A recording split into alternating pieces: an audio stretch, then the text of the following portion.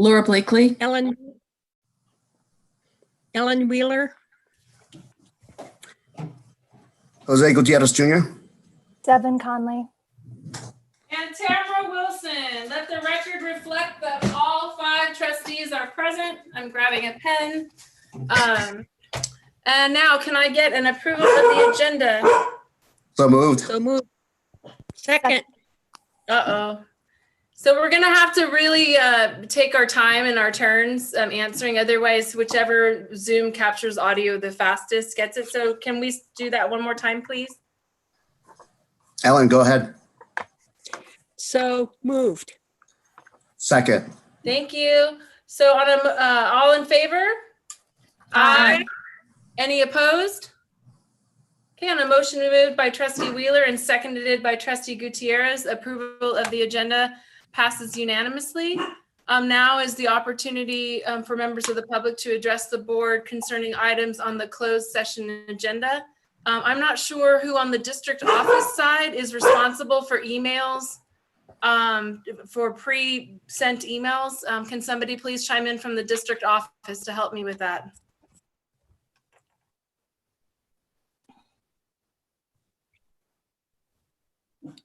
I am pulling up the emails right now, so if you give me 1 second, and then we have 2 people who are currently sitting in the weight room, so I will defer to them first to see if they have a comment. Right now, we don't have anything on items in closed session, but I will omit these 2 phone calls in, and you can ask them, and then from there, I'll pull them back out of the room.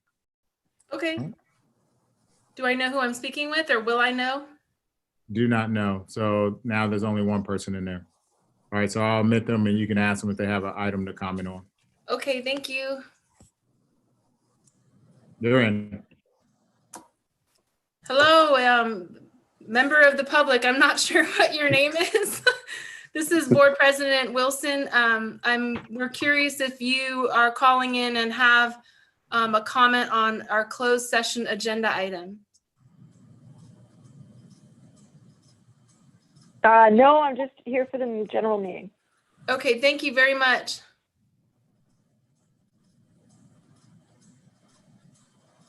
Okay, Dr. Rudolph, so it looks like at 6:07, since there are no other comments, at 6:08, we will adjourn to closed session. Thank you, trustees. All right, give me 1 second and I will move you over to the breakout room.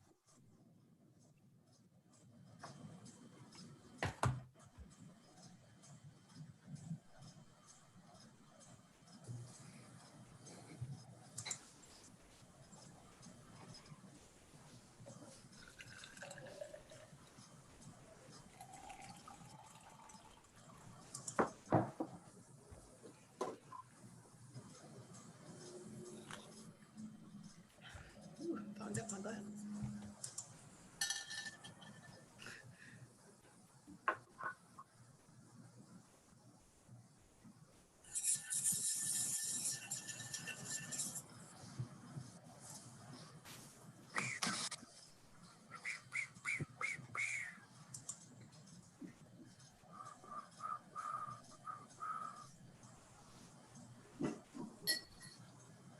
Okay, so there's a pop-up on my screen that's saying the host wants us to join a breakout room. So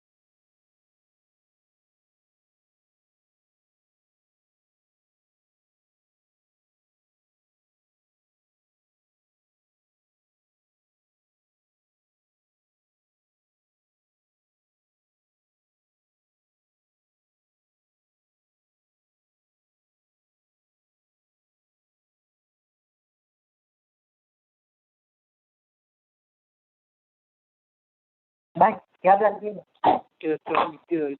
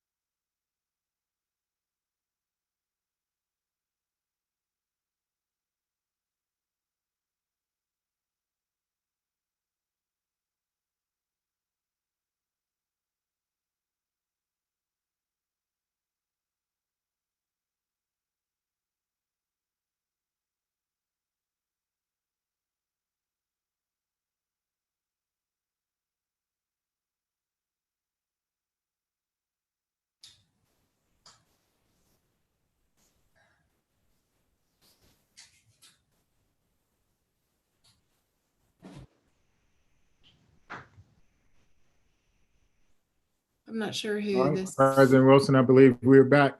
I see all trustees. Maybe the only one I don't see on here is Trustee Wheeler. Her She's video is here. on.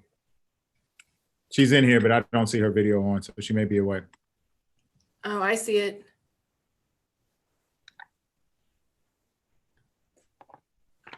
We left the breakout room back to the general session, correct? Yeah. Okay. Everybody's in here, so we are streaming live. Okay, so at 7:20, we'll reconvene this meeting of the Mountain View Westman School District Board of Trustees. I'd like to report that no action was taken during closed session. We'll move on to item 5, the consent agenda. Do I have a motion? Ellen, unmute yourself, please. We can't. I was able to. Okay. I make a motion to approve the consent agenda as presented. I believe Ellen may have a question on I it. do. There she goes. Am I on now? I can hear you now. Okay, so what I wanted to do is make the motion and, with a normal comment that we have a revised personnel report. Okay, so I have a motion. Do I have a second? Second. All right, all those in favor? Aye. Any opposed? Okay, on a motion moved by trustee Wheeler and seconded by trustee Blakely, the consent agenda passes unanimously with a revised personnel report. We'll move on now to communications and members of employee organizations. Do we have anybody on the phone from an employee organization who'd like to address the board? We have 2 people on the phone, so I will unmute them one at a time and you can ask them if they're here from an employee organization. First one's on the line. Hi there. This is Board President Tamara Wilson. I'm curious if you're a member of an employee organization in which to address the board at this time.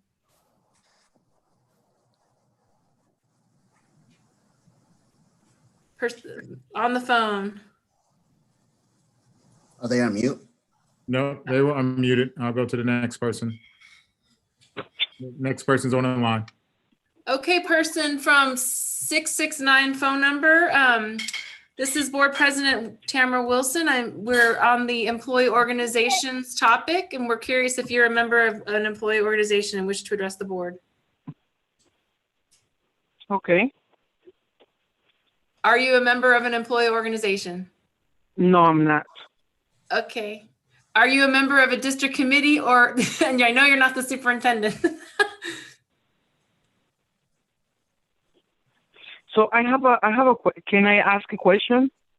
Right now is not the time during my agenda for questions. We just wanted to ensure that you had the opportunity to speak if you were a member of an employee organization.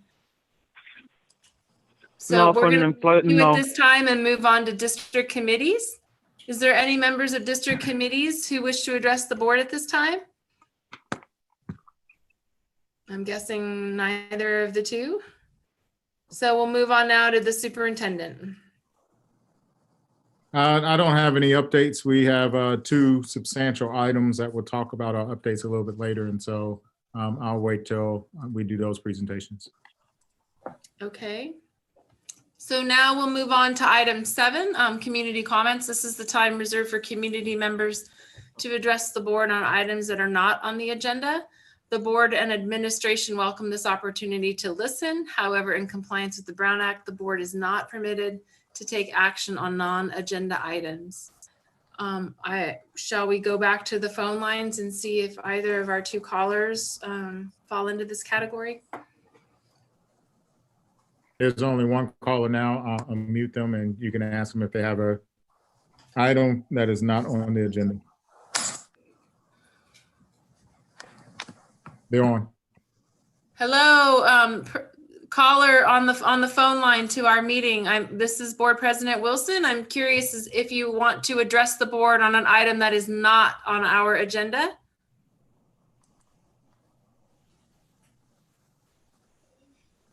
I don't hear a response. Are we sure they're unmuted? They are. Okay, sir, is that the same person? Hello? Okay. It says they're talking, but I can't hear them.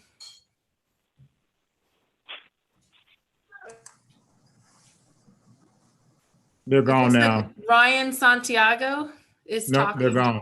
Okay. All right. So seeing no other folks, we will go on to item 8, review and action, starting with item A, the resolution for the Day of the Teacher.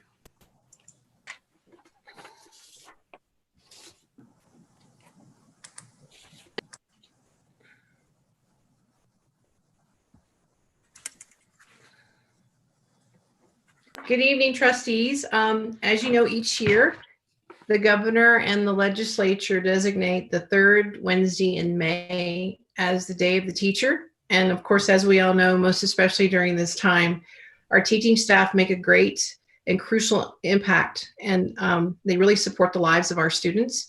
So staff is requesting that you approve resolution number 01-040220, recognizing May 13th, 2020 as Day of the Teacher. Thank you, Ms. Geisels. Are there any questions from trustees? I have a question. So normally in a regular meeting, we read the resolution line by line. And I don't know if we're doing that tonight. I would hope that we are. I would like to, and I would recommend doing it in, I'm not sure if we're all appearing in our squares respectively as they are on my screen, but I would go with Laura, me, Devin, Jose, and then you in that order. I don't know if that's how everyone's seeing it. And then I'd also recommend that we approve the action first. Absolutely. But to answer your question, that was going to be my recommendation in terms of handling the line by line. Does that work for everyone, or are we all jumbled around a different order? We're jumbled. Can you repeat the order again? We'll start with Laura. We'll go to myself. Then we'll go to Devin. We'll go to Jose, and then we'll go to Trustee Wheeler. Thank you. Does that work? Mm-hmm. It'll help me keep track. Sorry, it's in my order. Okay, so I don't believe we have any comments from the public on this item, so I'll go ahead and ask for a motion. So I'd like to make a motion that the Board of Trustees approve and adopt resolution number 01-04022020, designating May 13th, 2020 as Day of the Teacher. I have a quick question. When you compare the numbering that's on the recommended action to the actual resolution itself, they're different. Is there a typo we need to correct on this, is what I'm hearing? Oh, it looks like it's just the date. And so one refers to the year as 20 and one refers to the year as 2020.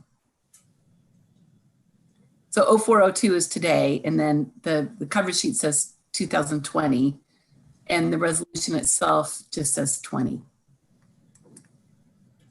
Okay. So what should it be, Carmen? It should be recognizing May 13th, 2020, and effective April 2nd, 2020. That's what So the we- document looks like that I would be signing, and Without the resolution number? Because this one has a resolution number on it. That's why. Right. Yes, if we can go Okay. with the one with the resolution number, if that's okay with you. Yes. Okay. Okay, so Thank you. Laura, I think you seconded it, but I didn't hear you did. Okay, so since we didn't cover this, I'll say all those in favor. Aye. Aye. Any opposed? Okay, on a motion moved by Trustee Wheeler and seconded by Trustee Blakely, resolution number 01-040220 passes unanimously. And Laura, if you'd like to start the reading, please.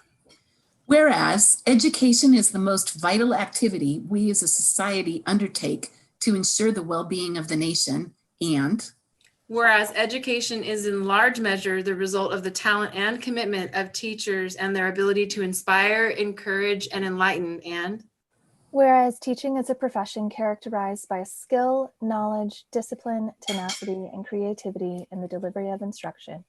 And Whereas teachers are a source of caring, concern, counseling, empathy, warmth, and love, and deserve recognition and gratitude for their invaluable work that they do. And Whereas teachers in the Mountain View Westman School District educate and motivate students, including those that require unique skills and compassion. And whereas teachers in the Mountain View Westman School District have made a crucial difference in the lives of students and are true champions for children, schools, and community. now therefore be it resolved that the Board of Trustees of the Mountain View Westman School District and the Superintendent express their gratitude and commend the teachers of Mountain View Westman School District and join the Governor and Legislature of California in designating May 13th, 2020 as Day of the Teacher. And Be it further resolved that the Board of Trustees of the Mountain View Wisman School District and Superintendent encourage activities to recognize and honor teachers on this day. Adopted by the Board Thank you, teachers. on the second day of April 2020 with the following vote. Thank you. Thank you. Thank you, trustees. So now we will move on to item 8B, resolution number 02040220, classified school employee week. Ms. Geisels? Yes. So again, each year, the governor and our legislature designate the third week in May, which would be May 17th through the 23rd, as Classified Employees Week. Our classified staff perform valuable essential services which support and enhance the every educational experience of all of our students. So staff is recommending that our trustees approve resolution number 02-040220, recognizing May 17th through the 23rd as Classified School Employees Week. Thank you, Ms. Geisels. Do I have a motion? I make a motion that the board approve and adopt resolution 02040220, recognizing May 17th through 23rd, 2020 as Classified School Employees Week. Second. All those in favor? Aye. Aye. Any opposed? Okay, on a motion moved by trustee Conley and seconded by trustee Wheeler, the resolution passes unanimously. And since we ended with trustee Gutierrez on the last one, we'll start with trustee Wheeler on this one. All right. Whereas the week of May 17th through May 23rd, 2020 has been designated by the governor and legislature of California as Classified School Employees Week, and Whereas classified employees support and enhance the educational process by assisting instructors, transporting students, preparing nutritional meals, maintaining buildings and grounds, and performing all technical, business, clerical, and secretarial functions. And whereas classified school employees contribute to the establishment and promotion of a positive instructional environment and play a vital role in providing for the welfare and safety of Mountain View Wisman School District students. And whereas classified employees provide services that enable the Mountain View Wisman School District to respond effectively to the needs of students, parents, teachers, administrators, and the greater community. And whereas classified employees of the Mountain View Wisman School District are deserving of special recognition for their many contributions in a wide variety of roles to the institution of public education in this county, state, and nation. now therefore be it resolved that the Mountain View Wisman School District Board of Trustees express their gratitude and commend all classified employees for their service to the district and designate the week of May 17th through 23rd, 2020 as Classified School Employees Week. be it further resolved that the Board of Education urges the members of our community throughout this district to recognize classified employees during this week and to applaud their hard work and dedication to the success of public education. so this resolution is passed and adopted by the Board of Education on this second day of April 2020 by unanimous vote. Thank you, trustees. Thank you, employees.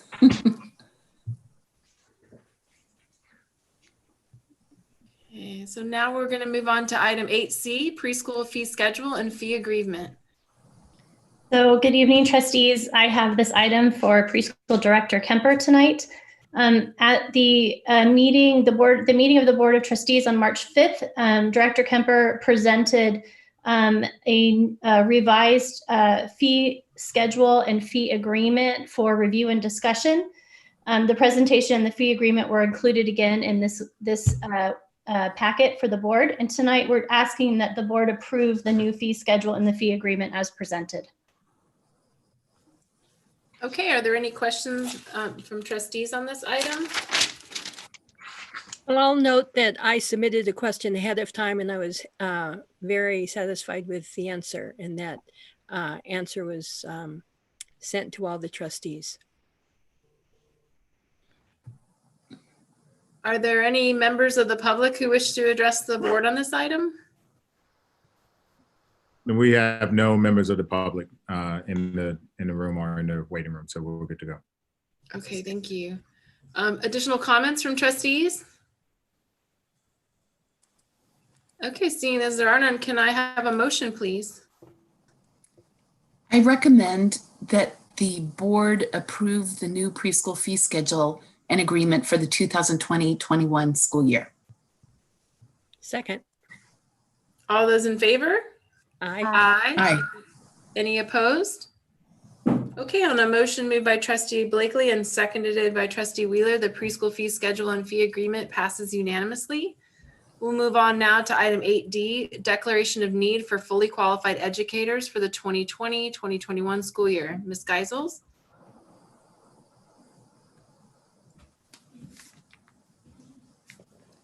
I think you're muted. I don't know why I think I need to talk louder to tell you. There it is. No, there it is. Thank you. So each year, every district must submit a declaration of need for fully qualified educators. It's an annual form that we submit to the Commission on Teacher Credentialing by employee agencies required by the statute. It contains the number of emergency and limited assignment teaching permits that we will request during the school year. It is a formality and a process that we follow every year regarding our BCLAD and our special education authorizations. So staff is requesting that the board approve the declaration of need for the 2021 school year as presented. Thank you, Ms. Geisels. Are there any questions from board members? Is there anyone on the line from the public? No one's on the line. Okay. Any additional comments from trustees? All right, may I have a motion? I'd like to recommend that the board approve the declaration of need for fully qualified educators for the 2020-2021 school year as presented. Second. Okay, all those in favor? Aye. Any opposed? Okay, on a motion moved by trustee Gutierrez and seconded by trustee Wheeler, the declaration of need for fully qualified educators for the 2020-2021 school year passes unanimously. We will move on now to item 8E, resolution number 04040220, authorization for issuance of Measure T bonds. Hi, this resolution is, am I off mute? Just checking. Dr. Westover, yes. This resolution is for us to authorize our bonds for Measure T, which passed last month. And Chet is with us from our bond advisors to do a quick presentation for you. Thank you. Good evening, everyone. Can you all hear me okay? Yes. Yes. Thank you. Okay, perfect. So I'm going to share a screen, a host disabled participant screen sharing. Am I able to share a screen so I can flip through the presentation? You know, the host may have to give you permissions to do so. I'm not sure. Who is the host? Is it Dr. Rudolph? Yes, he's just the host now. So you should be able to share now, Chet. Okay, got it. And apologize if my video is not working, but let's see. Does that come through okay? Yes. Yes. Okay. So let me start from the beginning. So as Dr. Westover mentioned, we will be issuing the first series of the measure, the successful bond measure.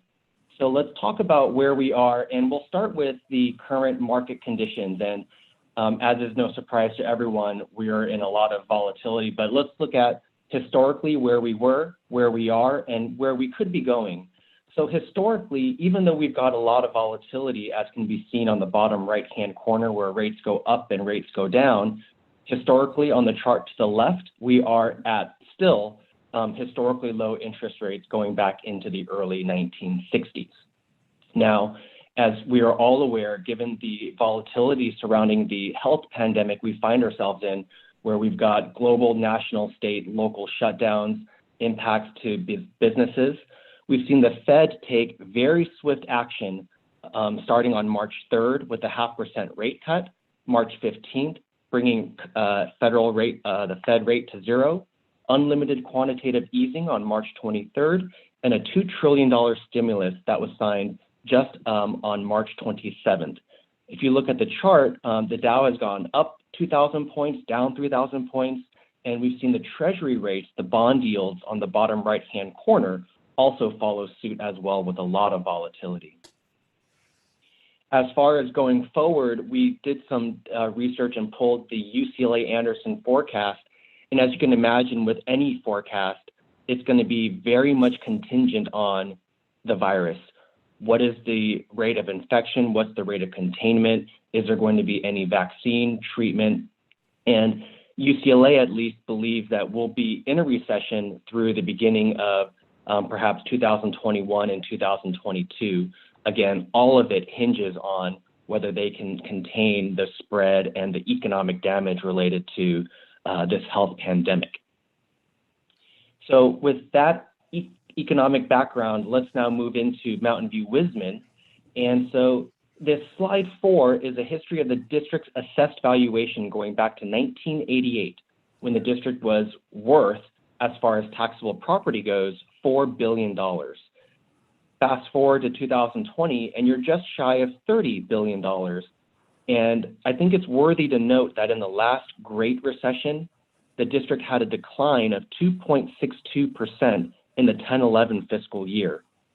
Since then, over 9 consecutive years, the district's assessed valuation has largely doubled from $14.4 billion to now $29.4 billion. So it's been a very healthy recovery following the last recession.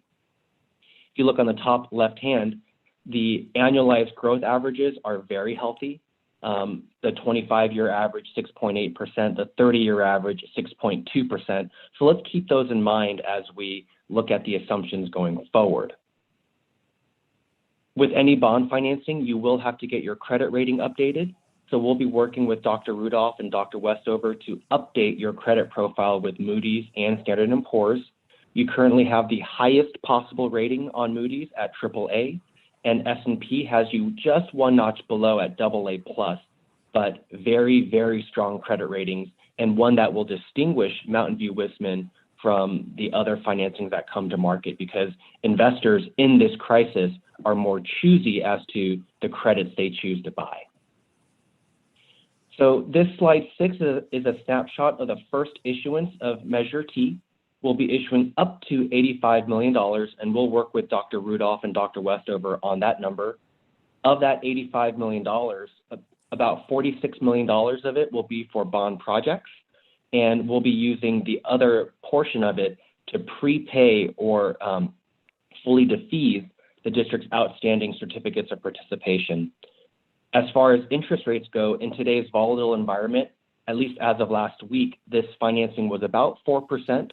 This could swing up 0.5%, it could swing down 0.5%. Suffice it to say, when we first planned Measure T, we built in an assumption of 5% for the first issuance. So we do have some padding. On top of that, we also assumed some conservative assessed valuation, 3% next year, 4%, and 4.85% thereafter, versus the 6+% you've grown long term. As far as graphically on the top, that is the Measure T bonds, where the Series A bonds, as represented by the purple bars, will utilize our $30 tax rate and then drop in about 2 years to leave room for the balance of the authorization. On the bottom left-hand corner, you can see an estimate of the total tax rate impact for the Wisman side, the bottom right-hand corner for the Mountain View side. And lastly, as far as next steps go, if the board does approve the resolution tonight, we would have the rating calls with the rating agencies, both Moody's and Standard & Poor's, on April 13th, the week of. We would get our ratings probably the week of April 22nd, and then your underwriter, RBC Capital Markets, would pre-market your financing to their investor clients. We could sell by April 30th, give or take, assuming the markets are stable, and then close in the mid-May timeframe.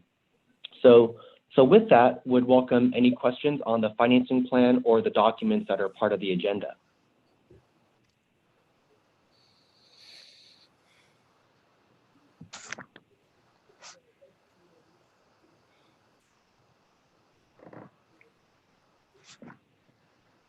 Any questions?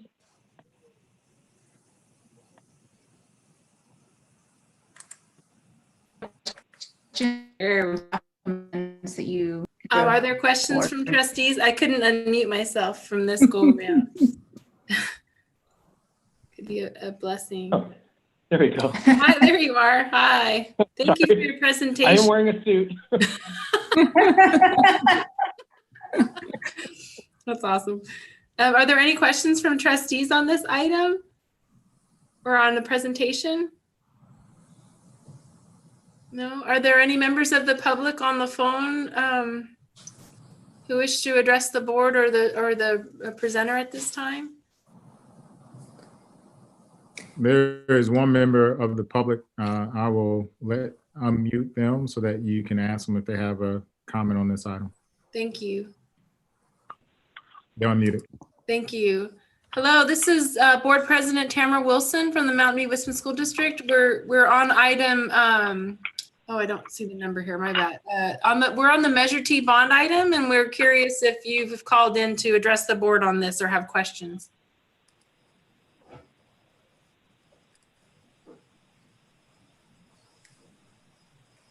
I'm not hearing the response. I muted them back. So okay.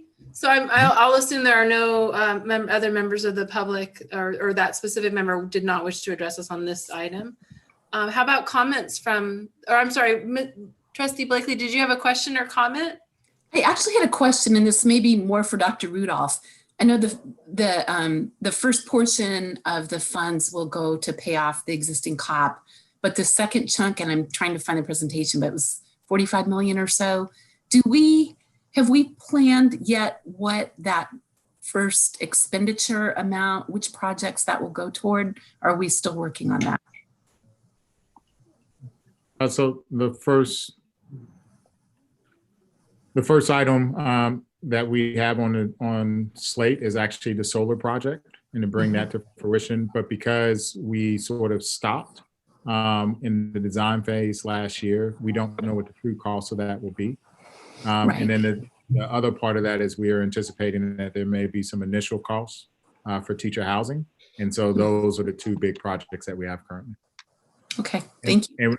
And I just want to point out, you're giving us authorization to go out for that much, but it doesn't mean that we would necessarily issue the bonds to that amount. We do know we're at least issue 36 million to pay off the COP, but it doesn't necessarily mean that we're going to issue the rest of the bonds.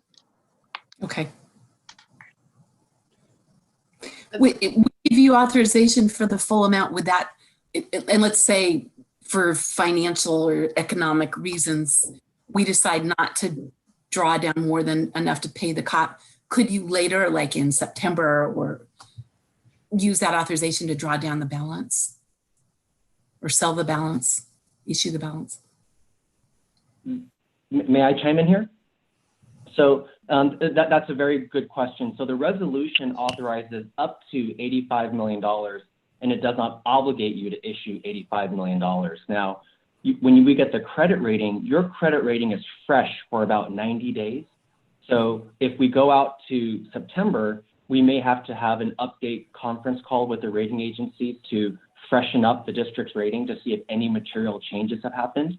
And lastly, bond counsel may believe that you do need to bring an updated preliminary official statement or offering document back to the board to make sure it is fresh and up to date, because that is the document that RBC will market to investors.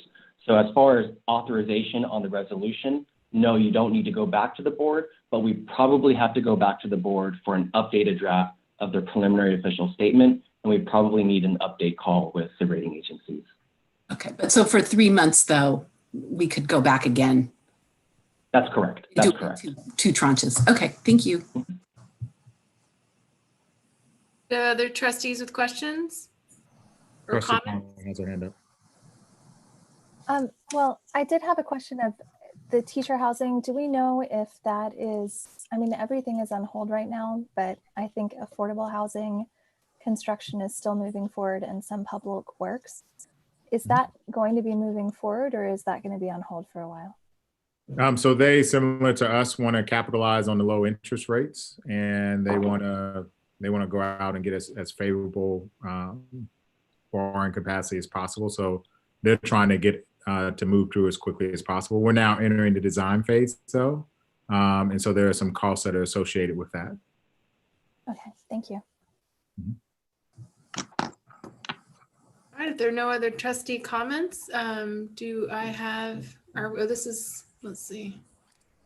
I got ahead of myself here. Do I have a motion?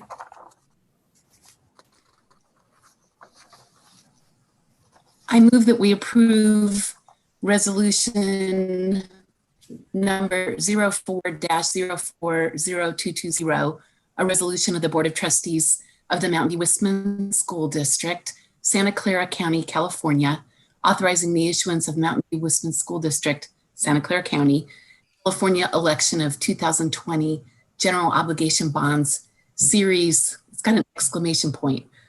Is that Series A and A1 and action related thereto? Series A and Series A1, okay.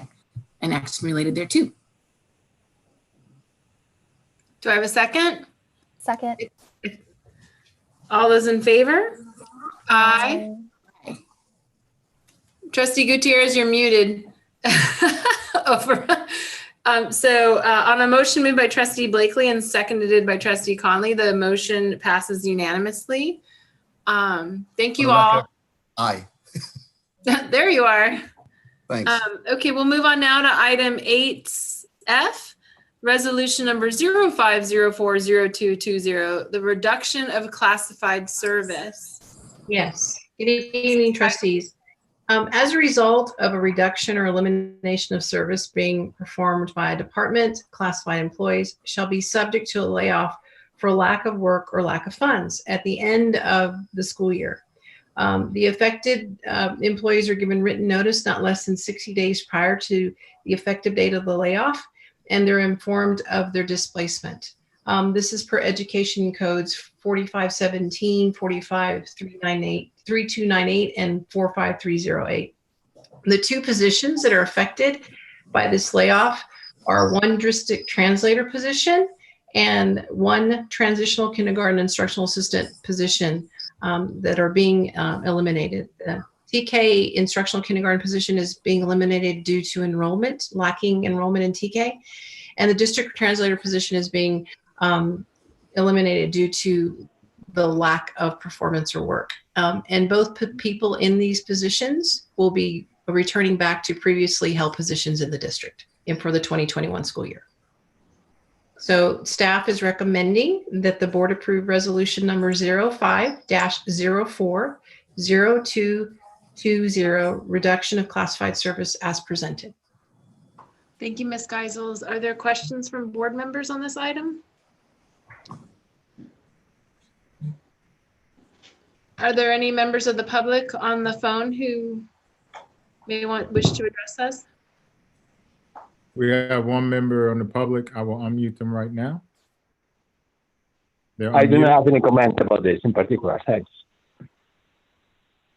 Okay, you have a comment on this item, sir? No, not on this particular item. Thank you. Okay, thank you. Are there any comments from trustees? All right, may I have a motion? I move that the board approve and adopt resolution number 03-0402-20. Oh, wait, am I on the wrong one? I'm sorry. It's the 05. The last 6 digits are the same. 05-040220, reduction of classified service as presented. Second. All those in favor? Aye. Any opposed? Okay, on a motion moved by Trustee Blakely and seconded by Trustee Wheeler, the resolution passes unanimously. Thank you, Ms. Geisels. We'll move on now.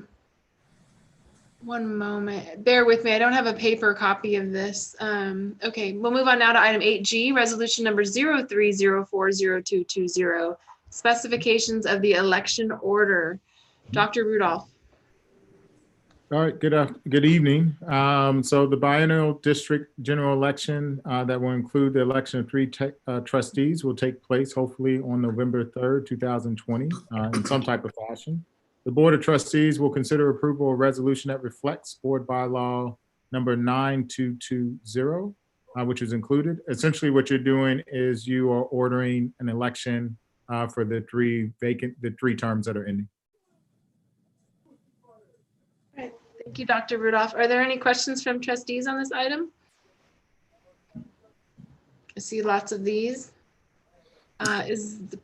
Potentially the person on the phone wishing to address this item? And in fact, I should probably ask what that item is for brevity's sake. I'm going to unmute them now. Thank you. No comments on this. Thanks.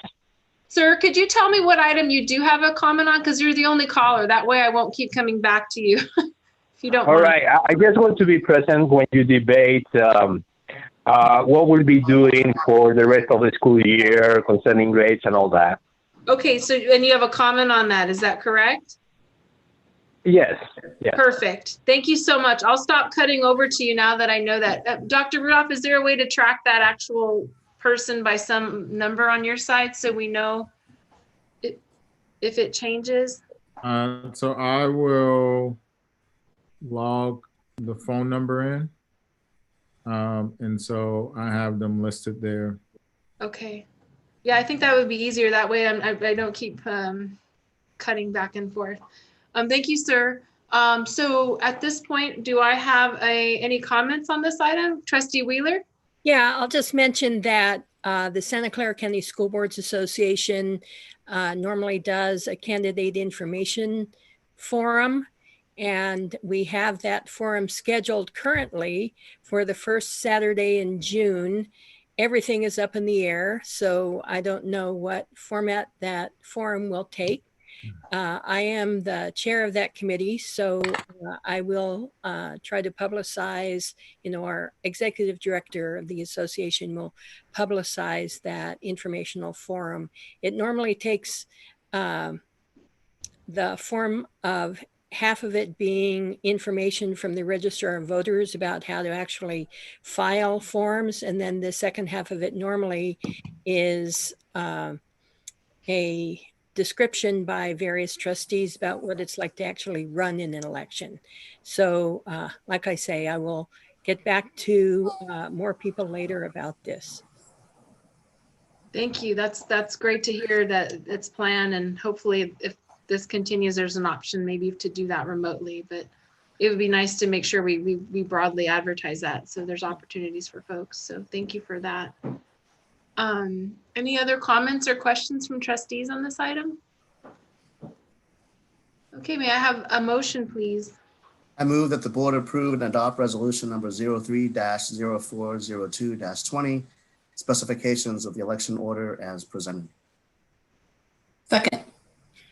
Okay, all those in favor? Aye. Any opposed? Okay, and a motion made by trustee Gutierrez and seconded by trustee Blakely. Resolution number 03-0402-20, specification of the election order, passes unanimously. We will now move on to the review and discussion of the special education update. Ms. Mays? Yes, let me share my screen. Thank you.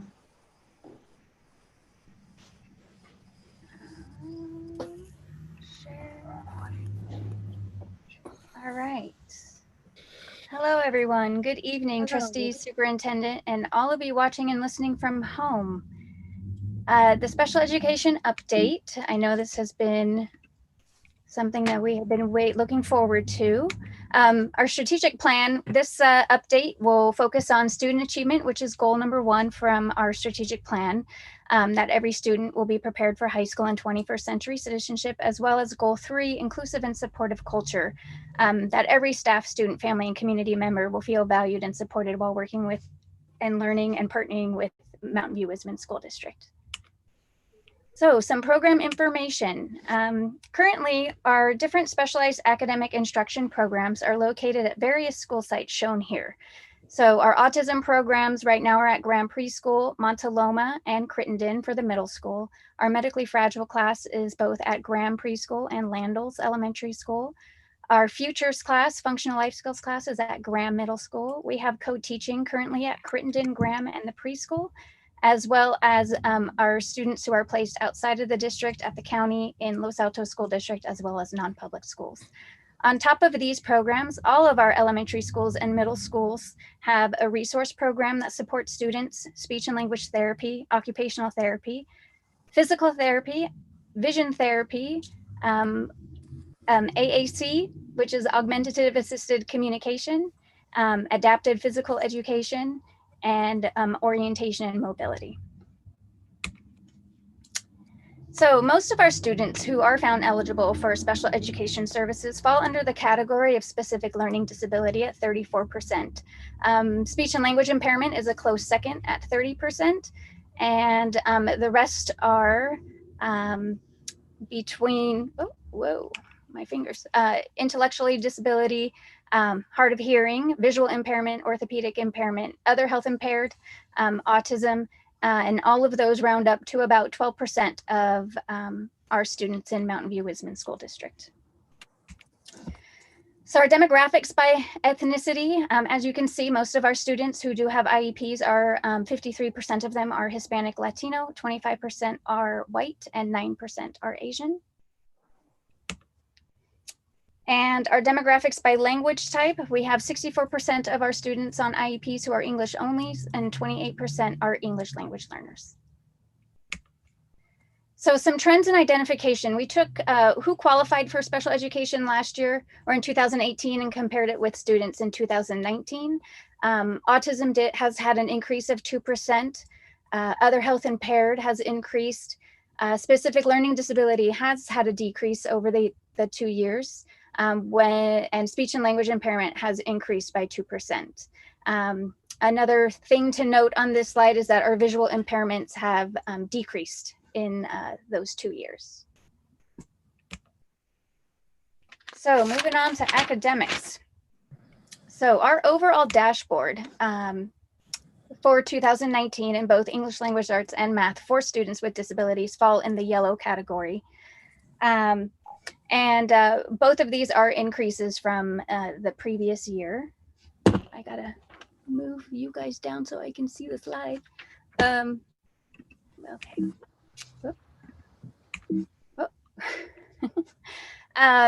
So if we, these next two slides that I'm going to show you, the first one is English language arts for students with disabilities starting from 2017 through 2019, and the next slide will show math. And we are slowly closing the achievement gap, but there is still more work that we need to do, as you can see here, in order to see our students with disabilities perform at a much closer level than of their typically developing peers. We do need to take into consideration with these two slides that some of our school sites have more students with disabilities because they do have the specialized academic instruction small group classes. Those formally have been called special day classes, if you're wondering what a specialized academic instruction small group class is. So those are our SDC, our special day classes. Those classes currently are at Bub, Montaloma, Landals, and both middle schools, if you are wondering. And you can see the same is true for math. We still have a lot more work to do with our students, but we are slowly increasing as the years go on. So some analysis of this data, positive gains were made in both ELA and math at many of the sites. And there are still a lot of inconsistencies exist from site to site between elementary and middle school. So the next three tiers are how our students have done on the iReady diagnostic, from diagnostic 1 that took place in August to diagnostic 2 that took place in December. And so this is a comparison of those data points. So when you're looking at this tier, you want to see the deeper red line decrease. And so if you can see the lighter red line is diagnostic 1. The darker red line is diagnostic 2. And so we want to see in diagnostic 2 that more students are moving away from tier 3 into tier 1 or tier 2. And so here's tier 2, and it's difficult here to really be able to tell if it's the tier 3 kids moving down or tier 1 kids moving up. But for the most part, you can see that the lines moving up and down, showing that kids are moving in and out of tier 2, which is what we want to see as long as they're moving down into this tier. Tier 1 is where we want to see students. And so for the darker green, we want to ensure that that line is moving higher than the diagnostic 1 line. And as you can see in almost all the sites, that is the case, where they increased in their students who improved and moved into tier 1. So this is an overall ELA of who improved. You have the district and then you have all the school sites. These student percentages show how our students have improved in their English language arts iReady scores throughout the district. Many sites did show an improvement of nearly half of their students with individualized education plans increase their performance from diagnostic 1 to diagnostic 2. So this is excellent news. So some analysis of this iReady English language arts data. So many schools had nearly half of their students with disabilities population improve in English language arts. The number of students in tier 1 increased at most sites from diagnostic 1 in August to diagnostic 2 in December. The number of students in tier 3 decreased at most sites from diagnostic 1 in August to diagnostic 2 in December. And the percentage of students in tier 3 does still remain high. And so we do know that we have a lot more work to do in order to close that achievement gap for our students in English language arts. The next 3 are for math in iReady, diagnostic 1 and diagnostic 2. So again, we want to see that red line decrease in the math tier 3. Here is our math tier 2, where it stays pretty steady because kids are moving in and out. And we eventually would like to see them all wind up here in math tier 1. And as you can see, our math scores increased in tier 1 from the first diagnostic to the second diagnostic at every site. One site remained the same. So this is our math improvement placement. And as you can see, we have increased in math a little bit more than we did in English language arts, which is good news. So some data analysis of iReady Math. Again, most schools had half or over half of their students with disabilities improve in math. The number of students in tier 1 again increased at most sites from diagnostic 1 in August to diagnostic 2 in December. The percentage of students in tier 3 does still remain too high. And so we do know that we need to do more work to close that achievement gap.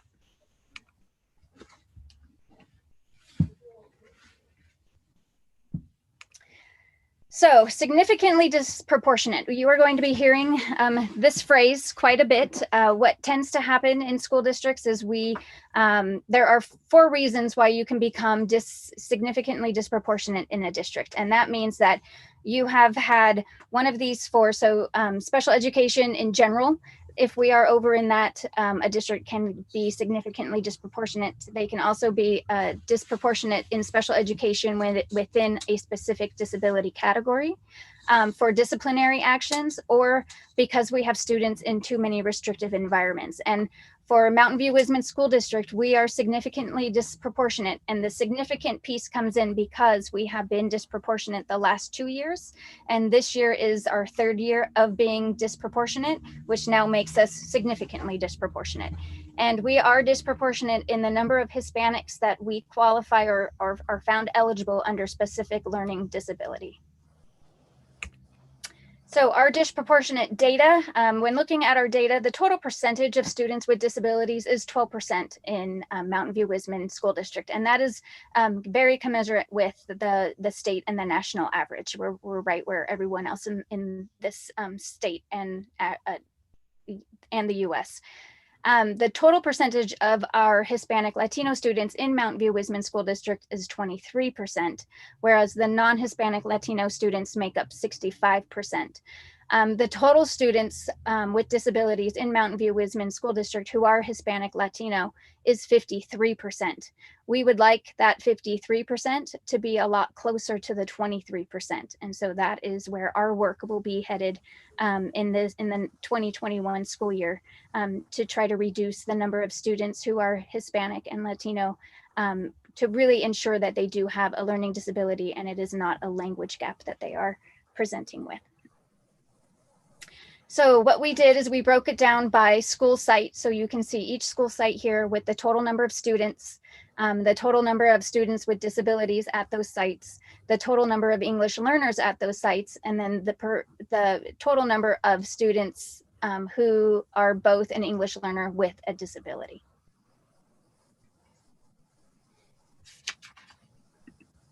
So why are we disproportionate? So we're disproportionate because of inconsistencies in assessing students who are English language learners.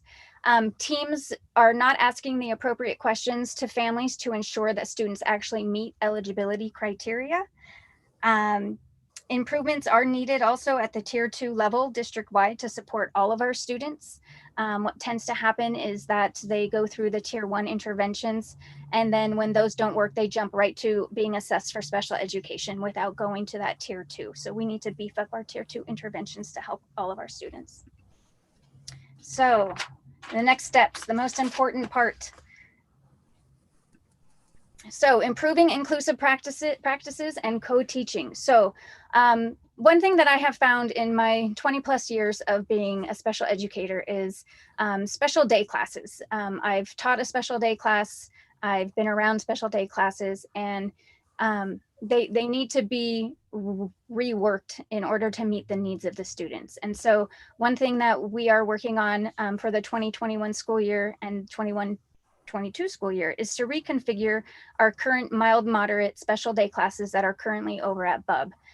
What tends to happen in special day classes or specialized academic instruction small group classes is that students are in there with the same group of kids from kindergarten, 1st and 2nd grade, or 3rd grade, 4th and 5th grade. And so if you think about a teacher who is teaching 3 grade levels to a number of students who have varying disabilities and varying levels of support, you can't hit that core curriculum for every single grade level throughout one school year.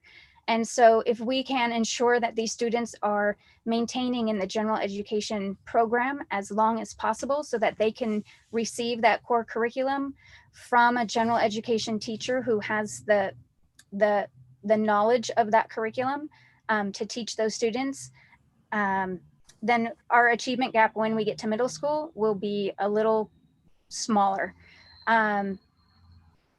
We also need to determine what that flow of inclusive practices look like from preschool through 8th grade to ensure that students are in the least restrictive environment as much as possible, that they are receiving the appropriate accommodations and modifications that they need to remain in those general education classrooms before being removed. Expanding middle school co-teaching to include science and social studies. Science and social studies tend to be a very high level reading. And for our students who are moving into middle school from elementary school, especially those who have been in a special day class, their reading levels are a lot lower and they struggle in those 2 classes and wind up in a specialized academic instruction class, not with their typically developing peers. So if we can close that gap and include co-teaching in science and social studies, then our students can remain in the general education program when they move to middle school because they'll have the support that they need. And then also, as always, increasing training and collaboration with our general education partners. They, as much as we need to know what they're doing, they need to know what we're doing and how to support all of our students. Academics, reading and dyslexia. So dyslexia is very big right now, as we know. And so this year we implemented a multi-sensory reading intervention program at 4 sites, Castro, Mataloma, Vargas, and Therakoff. And we have been trialing it at those 4 sites and 2 different programs. We have gotten feedback from the resource specialists who have been doing that. And with some tweaks, they're saying that it is, they're seeing improvements in their, especially students who they worked with all last year as kinders, have seen a lot of improvement with the multisensory reading intervention program this year. Also, we will be utilizing iReady assessments for the universal screening tool. They are coming out with a universal screening tool for kinder, first, and second to check and ensure that students who may fall in that possible dyslexia category, that they are receiving the reading intervention that they need to get over that hump before they get to third grade. And then always providing professional development for our school psychologists in assessing students for dyslexia. More and more as the state of California and the United States is coming out with dyslexia, we are learning that parents are on the front lines of dyslexia. And so our school psychologists have done professional development in dyslexia with the other neighboring school districts this year in 2 different professional developments that they have done. And now back to disproportionality. What we are doing, we are providing professional development to staff on best practices as described in the California Practitioner's Guide for Educating English Learners.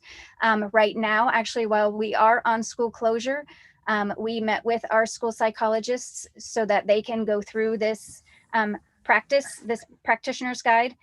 It's chapter 4, which is the meat of it, to create a protocol for our bilingual assessments so that we ensure that we are really qualifying students for a specific learning disability and not for language acquisition. We will be providing release days for school psychologists to restructure the assessment process. We don't need to provide those release days because we've all been released. So they are busy working on that on that protocol and those practices right now as we speak. We will implement improved practices at the school level with support from principals and district office administrators, so they also get the training that they need and the understanding that they need to determine what the difference between a disability and the language acquisition, and then quarterly reviewing the school figures between the sites. And then because we are significantly disproportionate, the state of California has created and has asked school districts who are significantly disproportionate to complete a comprehensive coordinated early intervention services plan, otherwise known as CCEIS. So what this plan is that it has school districts create stakeholder groups to identify what the programmatic reasons that are for contributing to the disproportionality. We have to set aside 15% of our IDEA funds for the 2021 school year and identify how those funds will be used to early intervene with our students before they are assessed for special education and how we are going to work with them. This plan was originally due April 15th. It was then pushed back to June 15th, and now it has been pushed back to September 15th due to the state that we are in right now. So depending on how long we are on school closure for, that plan may be pushed back one more time. And along with that plan, we do need to submit quarterly progress. Okay. Also on this call, if you have questions, I did want to let you know that Asantha Ellard, the coordinator for special education, is also on. And so she may be chiming in to help me answer some questions if you have any. Yes, Jose. Thank you. Thank you for the presentation. I know we had asked for this early in the year, and this is a good start. It gives better perspective of where we're at. And one of the questions I have, though, is when I look at the gains and the increases and what's been declined in math and ELA, these seem drastic, right? The changes are like a decline 49.1 points or increase of 20.1 points in Thurkoff. Castro, for example, 17, increased 50 points, and then 18, decline 53.9 points. Is this, how does that work? Is there a specific reason for such dramatic changes, or does it just depend on the student, or what factors into those types of percentages? So a lot factors in for a lot of our students with disabilities, the statewide standardized tests that they take, they tend to want to get through them very, very quickly. And so although they are typically in a separate setting so that they have less distractions and their accommodations are provided for them, they still don't take the time that they need because it's hard. Even though it does, with the new online testing, it's supposed to go to their level. But a lot of times these students, it's April and May, the school year's been tough, and they just want to get through the test. And so we do everything that we can, our education specialists, our resource specialists, our special day class teachers, to try to slow the students down, tell them to take their time, read and listen to the questions that are being asked of them. But again, it's, one day, one moment in time, one snapshot for these students. So that's Asantha, do you want to chime in? Is she there? Can she? She might be muted and need to be unmuted. She might be muted. And I don't, Sorry, I might have. I remuted myself. I think you can hear me now. I think a couple of things too, when you ask, the students do fluctuate a lot, and especially we did move some programs around. So we used to have what we used to call the SDC at Therakoff. We no longer have that there anymore. So that those populations do fluctuate and could impact the scores as well. Okay, and is there like any indication of like, these are just general numbers, but specifics in terms of like per grade? Is there something that breaks down even more like that? Or is this, what do these mean, these points? That's just the but how does that affect a fourth grader or a sixth grader? I mean, how do you make that distinction? I'm sorry, can you ask that one more time? Yeah, so we have these generalized numbers described at the different schools that we have, right? Mm-hmm. What's improved, what's decreased, but how do you dive deeper into finding out what grade levels actually need more help than others? Or how do you make that distinction to try and figure out how to target and what you can do to help improve? So with our iReady diagnostics, that's where we can really dig really deep to find out exactly what those skills are that those students are missing and target those exact skills that they are missing. It's a little more difficult to do that with the statewide testing. And so for me, the iReady diagnostics is a better data point where we can dive deeper and really pinpoint what that student needs in order to increase their learning.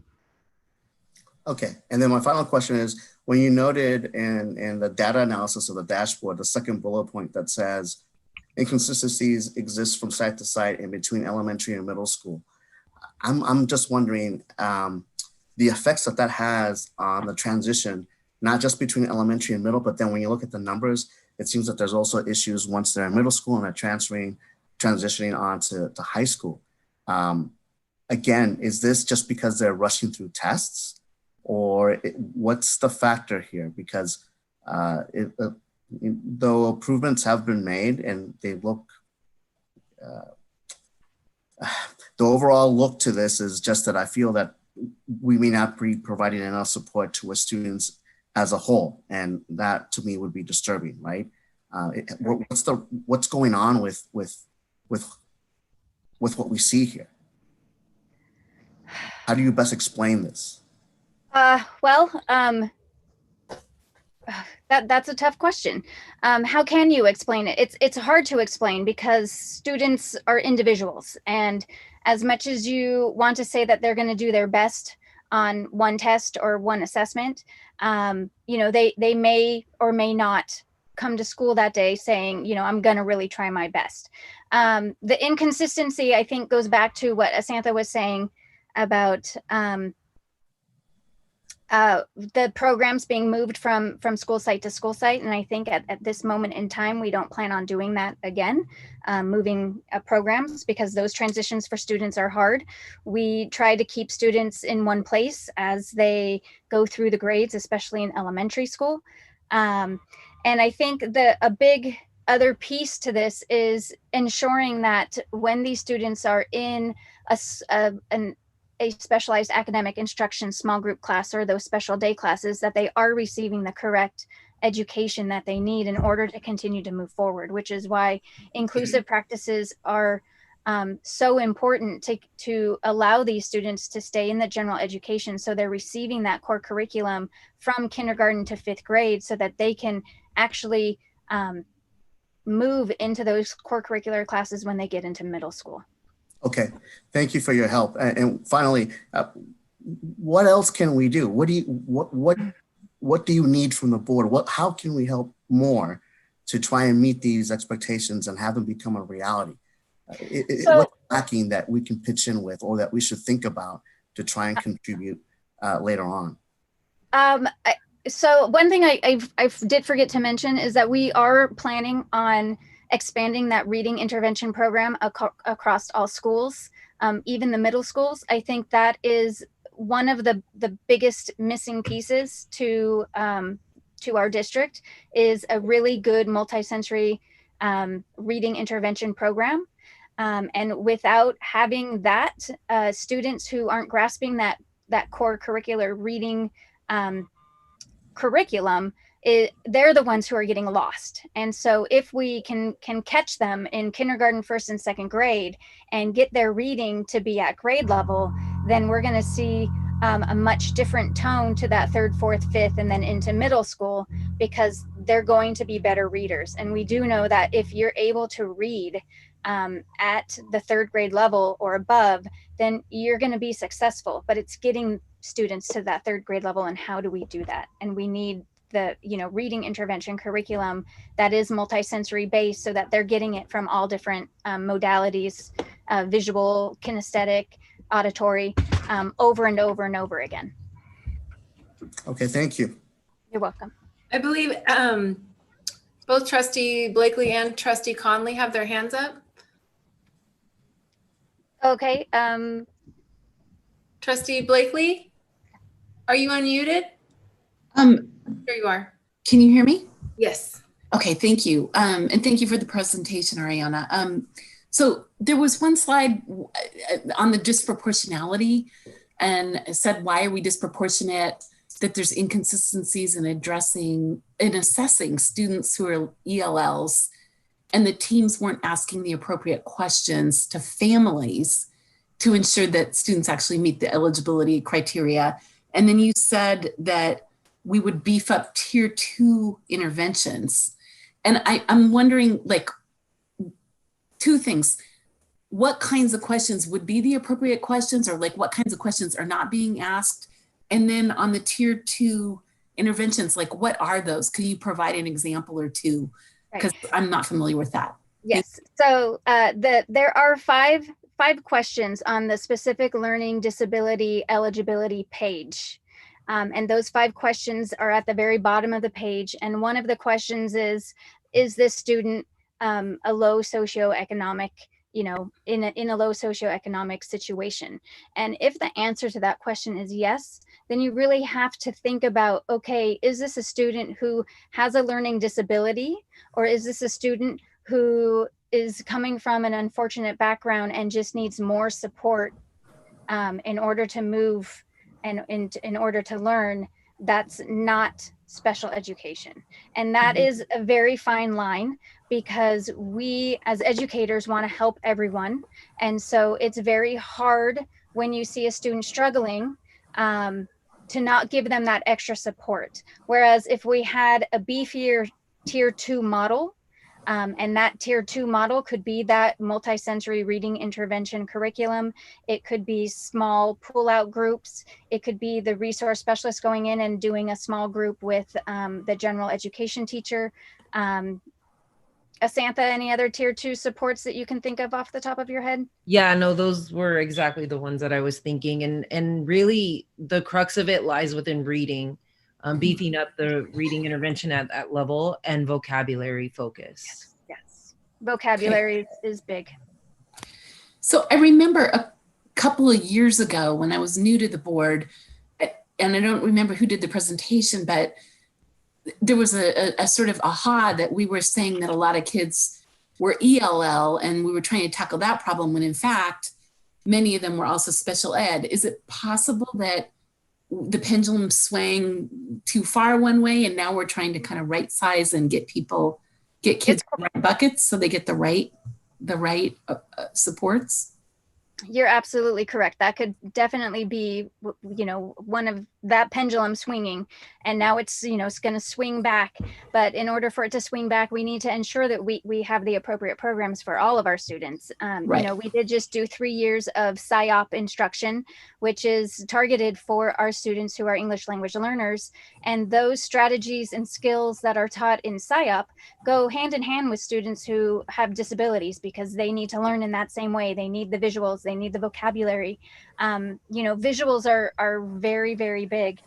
So if you're not teaching with visuals and you're not using that academic language, then as the students move through the grades, when they get to middle school and they get into those science and social studies classes, it's difficult. It's very hard for them. Right. Okay. Thank you. I'm looking forward to seeing some of those numbers come down and fall more in line with where they should be. Yep. As are we. Mm-hmm. Who else had a question? Oh, yes. I'm sorry. I interrupted you. Oh, no. I was just, okay. Thank you for the presentation, Ariana. I had a question about some of the data sides. So if you pop back to the disproportionality data slide, the one, it's before that, it's where you talk about the total percentage of students with disabilities versus Hispanic Latino students. Yes. So here we're looking at Hispanic Latino students as being disproportional, but when I look at the percentage, there was a leap from Hispanic Latino students to English language learners that I'm not quite understanding, because when I look at the graph of our students who were, here we go, the demographics by language type, yes. Only 32%, so 28% of our of our students with disabilities are English learners. And that's not that far from, I think, what the overall percentage of English learners in the district is. So I'm confused about how we went from Hispanic Latino students being disproportionately assigned to English learners being disproportionately assigned. So for the state, they look at Hispanic Latino. We know that many of our Hispanic Latinos are also English language learners. And so they do kind of go hand in hand. It's not, you're right, we are not comparing apples to apples when we are intertwining the Hispanic Latino with the English language learners. And I'm gonna let Asantha answer this because she knows, she's got this in her head. Yeah, we do have a two-pronged issue. Ariana, if you go back to one of the earlier slides where we identify students by, I think it was ethnicity, it's very early on. Yeah. Right here. So here's where if we have 53% of our population are students with disabilities, are Hispanic Latino, and we know that's not really in line with what our district is overall. So if we look at the two-prong issue, one, we need to figure out a better way to support students who are both Hispanic Latino and English learners without automatically identifying as a student with them as a student with disability, figuring out other approaches to support them. Okay, because I was a little worried because yes, 53% are Hispanic Latino students within our total SWD population, but only 28% of the students are English learners. And so yeah. I don't want us to miss almost half the students who may be Hispanic Latino, but are not classified as English learners. And why is it that they are, they're still disproportionately represented, even if they are not classified as English learners? Yeah, that's a great point. Thank you for noting it. Thank you. That's all. I just had one quick question. I'm just remarking on the dashboard data that incredible, nearly one of the higher increased proportions at Landals. And can you attribute that at all to the new special day class over there, or? No, the special day class that's at Landals is a medically fragile class. Okay. And most of those students are not of age of taking the test. Got it. So that is Landell's great job of educating their students, for sure. Yeah, It's that's wonderful. great to see. It is wonderful to see. Yeah, that's great.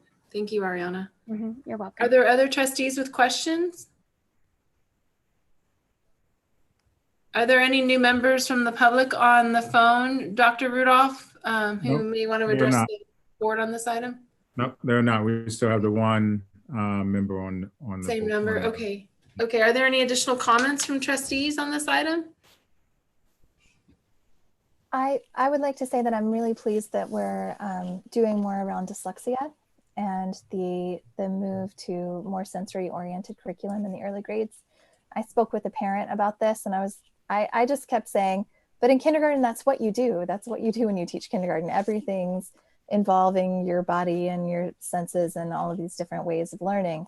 But we do need to make sure that it's happening across K-3 and we're not losing those students with dyslexia when we can get them up to speed quickly. I would just like to say I love that you've also provided us with this new, next steps in moving forward. I had spoken one-on-one with Dr. Rudolph about this, and a lot of this is new, and I was especially pleased to see these quarterly review of the school figures that'll happen between the site principal and the school psychologists. I asked him, like, hasn't that been happening? He's like, no, this is a new thing that we're going to be doing, and you've taken the lead on it. And it's nice to have these structures in place so we know where things are at. Just like iReady, we're getting additional data points. So these additional check-ins, and maybe they were happening biannually, I don't know, but I like to see that we have these measures that are in place, and it's presented in a manner that we can all understand, and it provides accountability. So thank you. Yeah, I like to also echo that and just thank you, because I think the proactiveness is key to being able to try and help out. And frankly, one of the biggest regrets I have on the board is not being able to do enough for our students in these situations. And that's on me too, right? So thank you for presenting and looking at next steps and for being proactive with this. You're welcome. Okay, are there any additional comments from trustees? Okay. 1 second. Thank you, Ms. Mays, and thank you, Asantha. I think I'm pronouncing your name wrong. Okay, we'll move on now to item 10, the 10A, the social studies and science adoption process update. And Ms. Bauer. Actually, that oh, sorry. I saw her up there and I was like, I should have opened the item. Thank you, Ms. Vickyard. That is quite all right. So I'm going to share my screen now. And okay, can everyone see my screen? Yes. Okay, perfect. So I will be sharing our updates on our elementary social studies and K-8 science curriculum adoption committees. So this presentation aligns with LCAP goals 1 and 2, specifically with providing instructional material to all of our students and convening our task forces to review, pilot, and recommend materials. So I'm going to just talk about current materials. As you well know, it's been a while since we've adopted elementary social studies or science for any of our students in grades K-8. All the way back to 2006 and 2007. So it's time that we have these conversations now.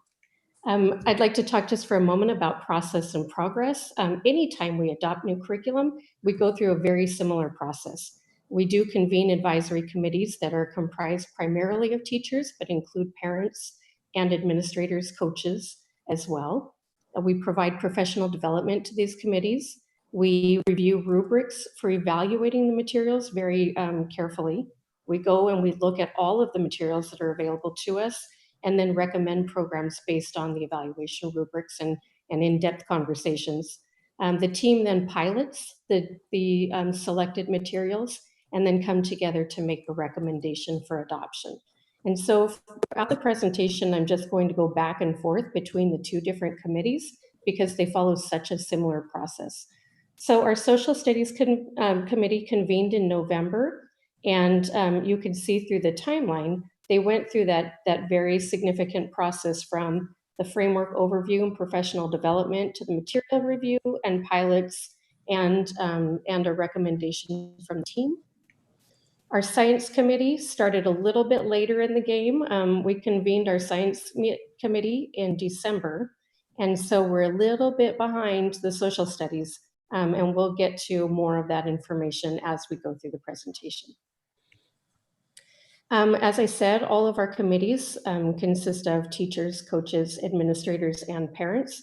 I'm not going to go through specifically who's on our committee, but I want you to see the nice groups that we have going through the process of evaluating materials.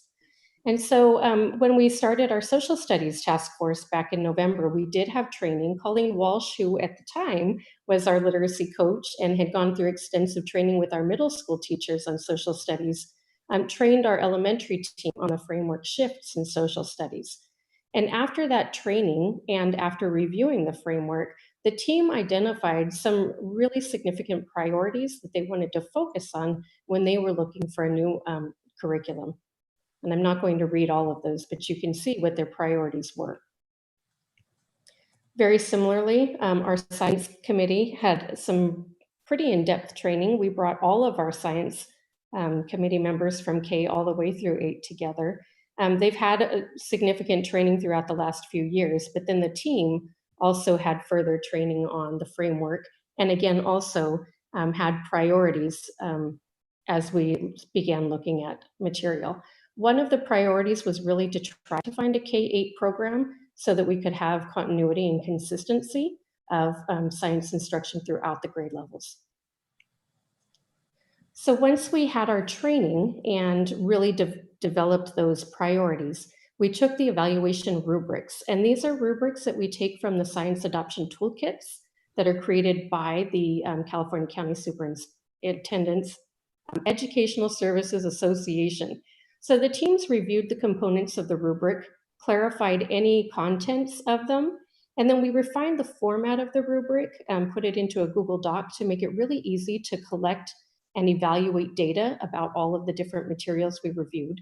And within that, we highlighted the components of the rubric that aligned with those identified priorities that each team had, so that we could really make sure that when we were looking at our numbers, we were looking at the ones that really were most important to the team. So you can see when the social studies team met at the county office for 2 days to review materials, they reviewed all of the materials available in these 4 categories, or 5, I'm sorry, of content, inquiry, citizenship, access and equity, and assessment. And you can see that the bolded items within these categories are the ones that were priorities for the team. Very similarly, the science committee also reviewed materials in 4 categories. And you can see it's very evident with the pieces that are bolded that phenomena and equitable access to materials and curriculum were really the highlights and the priorities for the teams. So when we began reviewing, the Social Studies Committee had 4 different programs to review, and they took 2 days to do an in-depth paper review of all of the physical materials. The science team had 8 different programs to review as a team, and these were the 8 programs that span the K-8 world, and so they took 3 days to really give that in-depth review and prioritize all of the different components. After the 2 days of reviewing materials, the social studies team did select 2 programs to pilot. They piloted Pearson, My World, and TCI History Alive. As part of the process, they received training from both publishers. They utilized the same components of the programs, and then they used a new evaluation tool while they were utilizing those programs with students to evaluate the program in these 8 different areas. Our science committee, after their 3 days of reviewing materials, did select 2 programs to pilot as well. They selected McGraw-Hill and TCI. They did receive training and piloted the McGraw-Hill program on the 8 criteria in the evaluation tool. They did also receive training from TCI. Unfortunately, our schools closed the week that we received that training, and so they have not yet been able to pilot in person with students all of those components of the program yet. So I want to talk about where we are now. Since the Social Studies Committee was able to complete their process, they did have a meeting virtually last week. We met together to review all of the components of the program. And you can see, I'm not going to go into depth with this, but there was a significant difference in the ratings of the two programs. They talked about the strengths and the challenges with each of them. And I think I'm just going to highlight that the biggest strengths we saw in one program over the other was the high quality primary sources, the depth and engagement of one program. And I'm going to continue on. Again, I'm going to say the science pilot is a little bit behind because we started later. And in order to make an appropriate recommendation, the science committee feels very strongly we have to abide by the process set forth by the state and treat both pilots equitably and use them in the same format.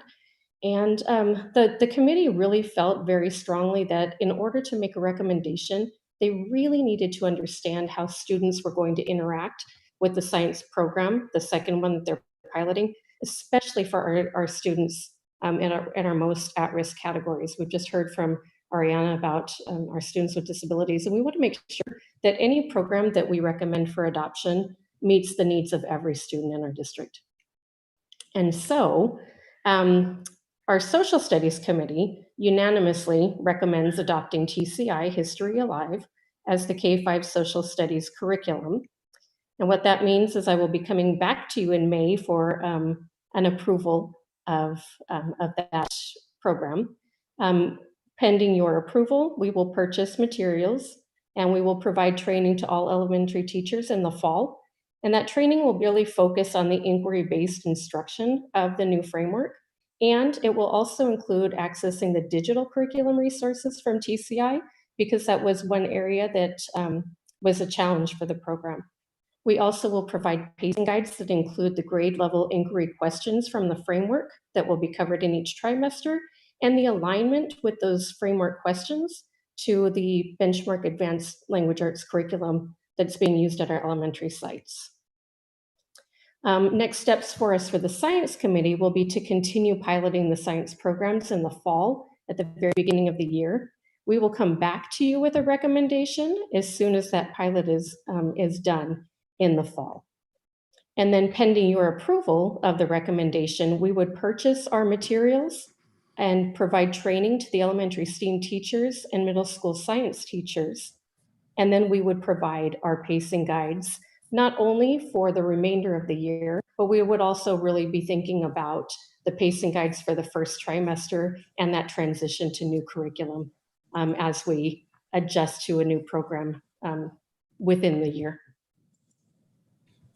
And that was a super fast overview. And I hope I have gotten through all of that, but do you have any questions for me about the presentation? I have a question. Yes. Can you hear me? Okay. So I remember back in November of 2017, we had an issue over how certain cultures and groups were being depicted in books like from Houghton Mifflin and National Geographic. Was the committee also able to see that isn't happening here? How was that topic discussed or looked at? That was absolutely discussed and looked at. It was part of the evaluation that we looked at as we were looking at the physical materials. And our evaluation rubric had several components of it on that equity piece of the program. And in fact, one of the programs that we chose not to pilot was not piloted because of that exact problem. They felt like it did not depict all cultures in a positive way and was eliminated from our process. And so definitely something that we took very seriously. Thank you. And trustees, I'm stepping in for Trustee Wilson for the moment. Are there any other questions from trustees?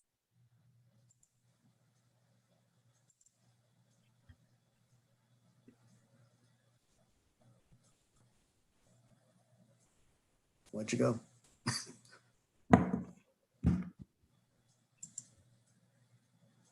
Devin? Looks like Laura has something to say, but she's on mute.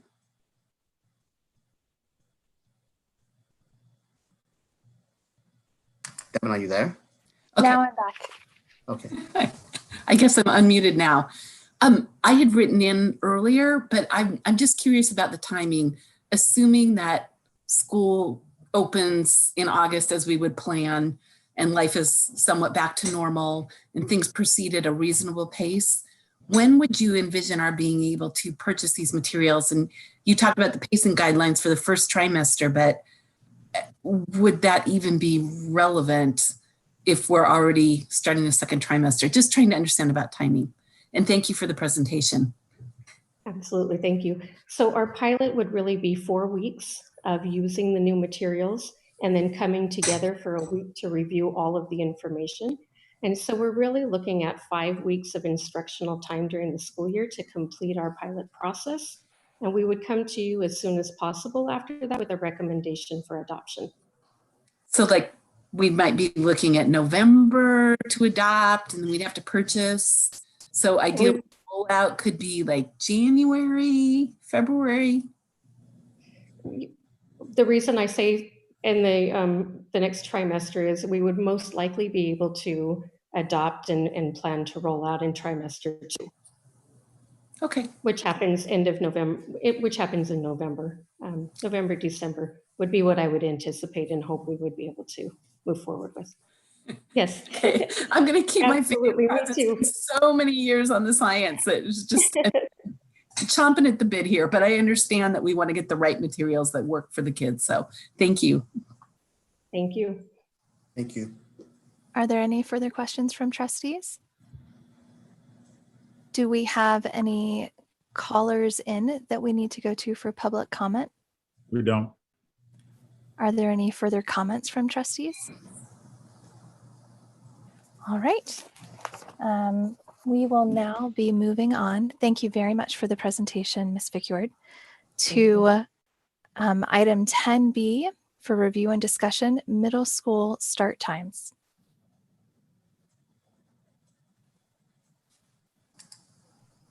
Devin, before we go on with this presentation, if I look at the timing, this says it's 45 minutes and then we've got grading for 60 minutes. Do you think we should have a motion later on to extend the meeting time? That sounds like a good idea. Would anybody like to make a motion? I'm the one who always makes a motion. We have something beyond that too, Trustee Gutierrez. Oh, yes. Yeah, so Allende, do you think we'll be done by 11? Well, you technically have another item after this too. So we have to, there's an emergency item that was put on. I'll move as fast as I can. I think we can, we'll do our best to finish by 11. I mean, you can always go later just in case. Just depends on, we have one public comment and at least for this item, I have 2. So I'm going to go way beyond what we hope that it will be. And I'm going to move that we extend the meeting till 11:30. I'll second that. All those in favor? Aye. Anyone opposed? All right, so the meeting has been extended to 11:30 p.m. Thank you, Trustee Wheeler. all right, can everybody see the screen? Yes. Yes. Yes. All right, so we're going to talk about middle school start times. As you know, the board, the Senate, Bill 328 asked us to move our start times to no earlier than 8 o'clock for middle school and for high schools 8:30.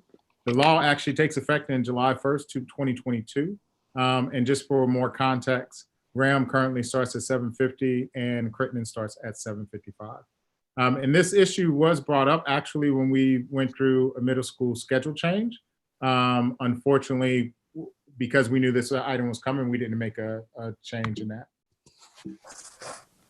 All right, so let's look at the research again. And some of this is a rehash, so I'll go through. So the American Academy of Pediatrics recommends that middle school start no earlier than 8:30. The American Academy of Sleep Medicine thinks that students need to receive between 9 to 12 hours.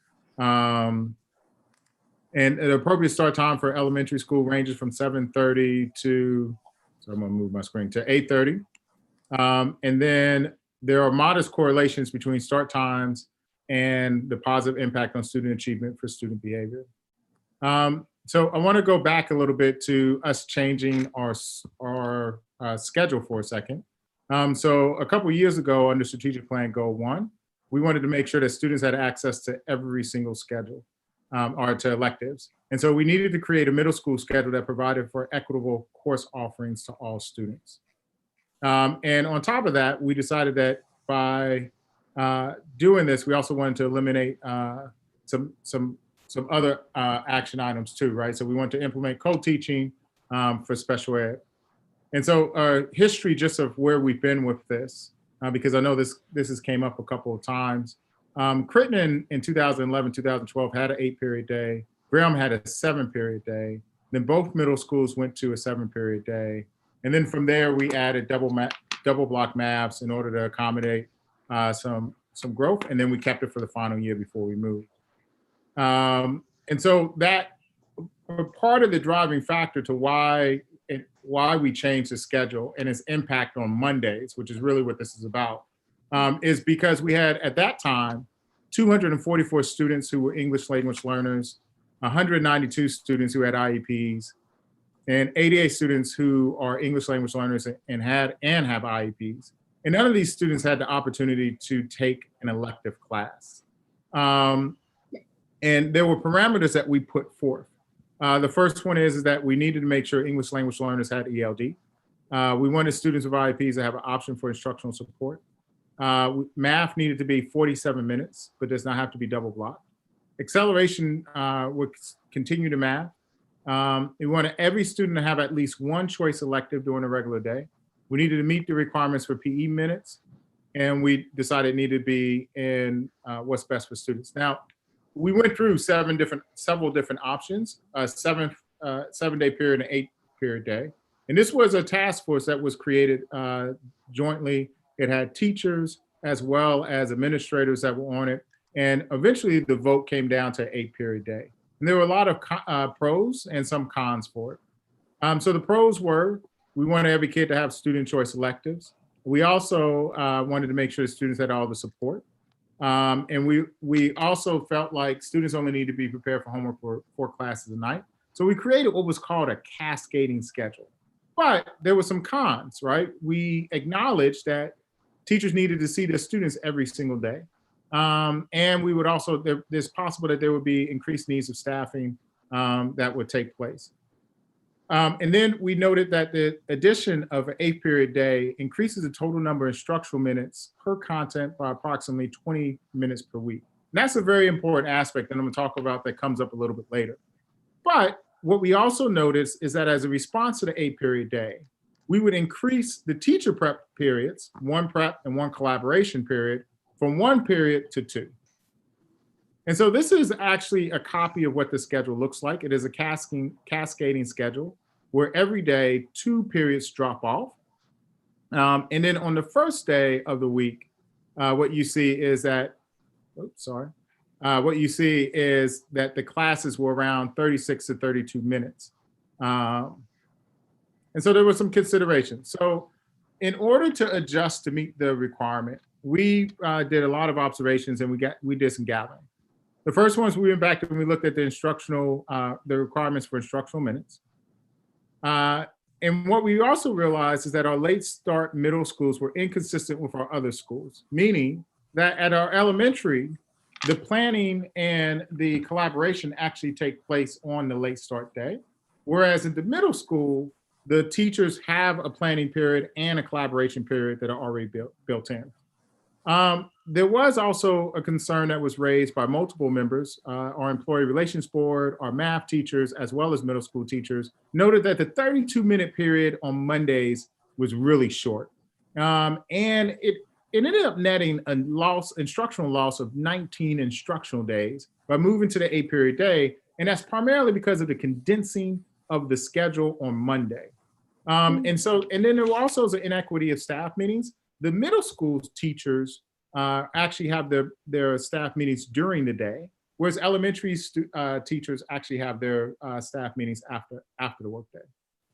So we did a couple things to gather some information, which I'll sort of talk about. We did some site visits to confirm what we were seeing. We looked at discipline data, and what we noticed in our discipline data was that there was an increase there was discipline increases as the day progresses.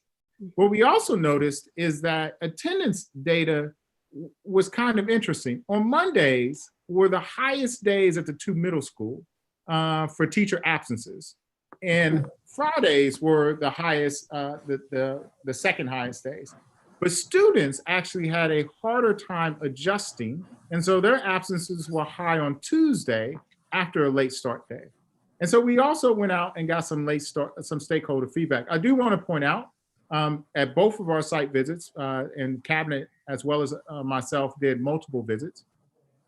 One of the things we noticed is that Mondays would tend to be used because of the short duration as check-in periods, and they were not used as instructional periods. So we were losing about 32 minutes every single week in every single class because teachers were using that to do homework prep as opposed to actual instruction time. So the concern about the 19 days that were being lost was a valid concern. So we did do some stakeholder feedback through Thought Exchange, and we asked parents, staff, and students to actually give us some feedback. And then we also we asked some of our advisory groups, DAC, DLAC, MVF, and PTA presidents. Now, I do want to point out that DAC asked a lot of great questions that got us to look at our discipline data as well as our attendance data to see what results were coming. So here's the results of the Thought Exchange. So the first one is for adults, we had 685 individuals, and for students, we had 1,700, a little bit over that, with a lot of ideas that were actually shared. And based off of the results, what we see is the most important things for students is better sleep. And then after that is homework, but the sleep is really an important thing, which is consistent with the actual research. For parents or for the adults, mental health and sleep tend to be the biggest ones. And so just in case you're unfamiliar with what a Wordle is, a Wordle takes all of the feedback or all the comments that are actually put in, and the algorithm just gives a weight to the word. So the more that something is mentioned, the higher it is. But here's what's also interesting. If you can look at the start times, you see 8:30 is actually rated higher in this case, and I'll talk about this in a second, than what 8:15 is. And for the adults, you see 8:30 is actually the highest rated time, and 8:15 and 8 a.m. was sort of consistent. So what were the top thoughts for each category? For students, it was health, extracurricular activities, and sleep. One of the major concerns was about the end time and its impact on the extracurricular activities that take place. For adults, health, students in multiple schools, meaning parents were concerned about how they get their kids from the elementary school to the secondary school, as well as transportation, especially after school events. Sorry, wrong way. All right, so what we also noted is that we were able to break this out between staff, parents, and students. So staff simply wants to move to 8 a.m., whereas parents overwhelmingly wanted to move to 8:30. The parents who want 8 a.m. would be fine for later start if there was supervised childcare before school. And no one wants start times to conflict with to cause extra traffic or to have the stress of dropping off multiple students. And that thought was consistent across the board. Even our teachers noted that the late start time would create an issue for them for traveling. Younger students don't mind the earlier start time, so we actually did ask fifth graders on this, and older students want a later start. And then students like the late start on Monday. So we looked at a lot of different options, and what we realized is that we had a couple of things that we wanted to do in addition to complying with the law. The first one is losing 19 instructional days is really an issue that keeps coming up. And through our observations, we notice it's an issue too. So we wanted to increase the instructional time as well as the quality of that actual time. The second thing is we wanted to boost staff and student attendance, and especially for the students, because Tuesday, when they're readjusting from a late start to a regular start, that clearly creates an issue for them. And what we heard both from parents and students is that if it was consistent, the sleep patterns would be a lot more consistent too. We wanted to address the concerns about break times. everyone across the board was concerned about the breaks. I do want to point out that administrators were happy with the 3-minute breaks. However, what we do know is that there were concerns with teachers about 3-minute breaks and students about 3-minute breaks. And as well as the second chance breakfast that takes place, the 15-minute sort of recess that they have. And then we also wanted to ensure that we did not make the school day too late because there was concern about darkness in after-school activities. So we looked at a lot of different options, and these are the top 4 that came out of it. One of the things we're going to do is start collecting feedback after we get feedback from the board. So the first one is we wanted to comply with the law. We wanted to increase the instructional time and the quality by eliminating the late start, which gives us an additional 12 minutes, which makes our Monday class move to 45 minutes. We also wanted to increase teacher prep time. We wanted to increase, because as a cascading effect, by eliminating the late start and pushing that time into the actual school day throughout the week, what we were able to get when you spread out the extra late start time, you're able to increase prep time for teachers. But we also wanted to increase the break time, the passing and the break time. So options 2, 3, and 4 actually create an increase in the amount of time that the students travel. But we also, schedules 1, 3, and 4 actually require some time shifts for elementary schools. And these are minor time shifts, but it's to allow our transportation to get our students where they need to go. This does, all 4 of these options do require middle school staff meetings to happen after the workday. And part of this is because we wanted to make sure that we were addressing the major concern, especially from math teachers, as well as the teachers and the observations we saw. We wanted to address a major concern, which is the instructional minutes were being lost. And we do acknowledge that this will limit the school day. There are limits during the school day for staff collaboration. So what do the options look like? Now, what I'm showing you right now are just Mondays, which are the late starts, which are the periods that actually see the most change. So the first thing is that we have one that starts at 8:30. Again, this increases the instructional minutes. It also increases the prep time, but it doesn't change the passing time between the periods, and it doesn't increase the break time either. It stays at 10. It does require some elementary staff times to shift earlier.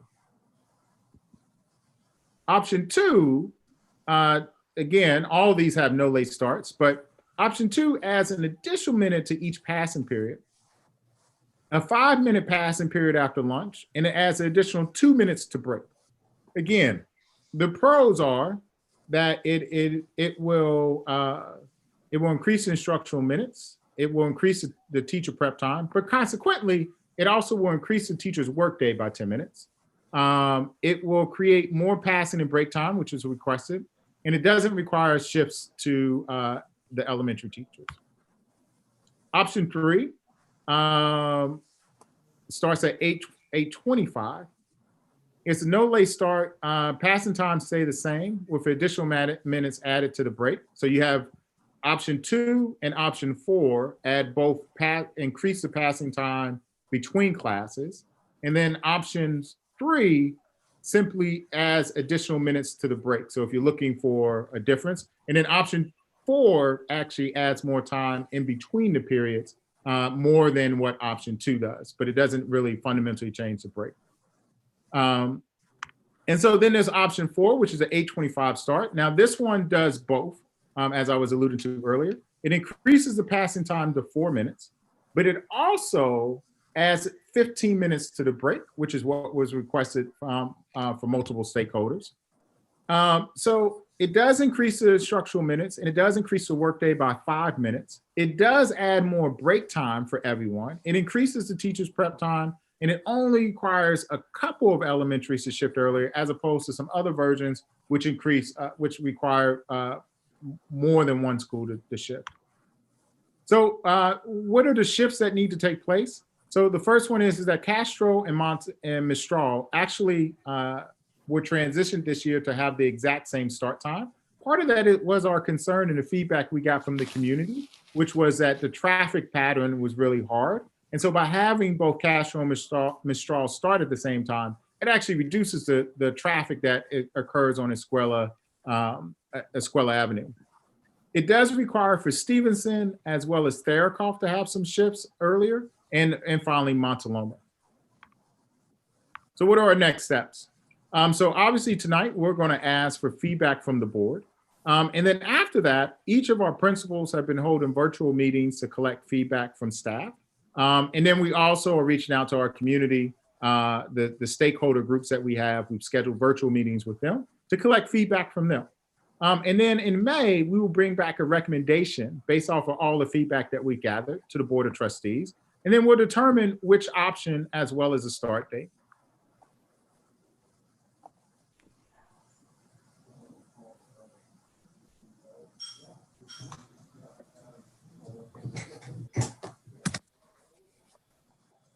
Is that the last slide in your presentation, Dr. Rudolph? Yes. I don't have it open in front of, okay, here we go.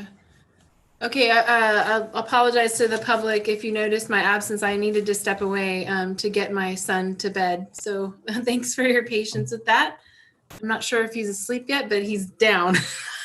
So thank you for the presentation, Dr. Rudolph. We'll start off with questions from trustees on this, on the item for middle school start times.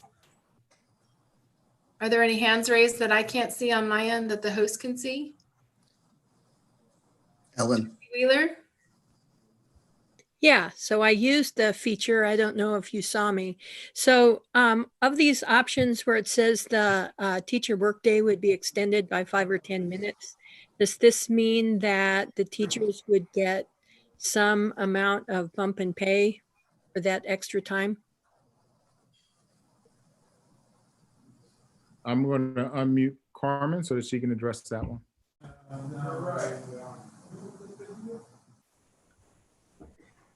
So Trustee Wheeler, what we would do is look at the instructional minutes overall. In fact, what we will do is negotiate the impacts of the working conditions regarding this new schedule and determine if additional pay is indeed needed or if it's made up during the day during collaboration or prep time. So we would investigate that. And I do want to point out, maybe Chief Academic Officer Bauer can attest to this. There is a sizable increase to the actual instructional periods, which sort of offset the 5-minute change. Yeah, they're depending on the option, you get additional minutes over the course of the day and the week and the year, because you're increasing, really what you're doing is, for the most part, you're increasing minutes on Mondays and adding additional instructional time there as what's there now. I don't have the exact minutes at my fingertips, but I could definitely share that with you. And for, at least for option 4, part of the reason why it's only 5 minutes is because we did both. We added to the period, the break, and then we added to the passing time. So we accomplished both of those goals. And the net gain of that was 5 minutes total. Thank you. I have a question. Did we get any feedback from people or students? I know they really liked the late start Monday, and that this change, it seems to some degree cover that, that same amount of time, but over multiple days. So it's a little bit later start all the way around. What was the feedback on the possibility of losing that?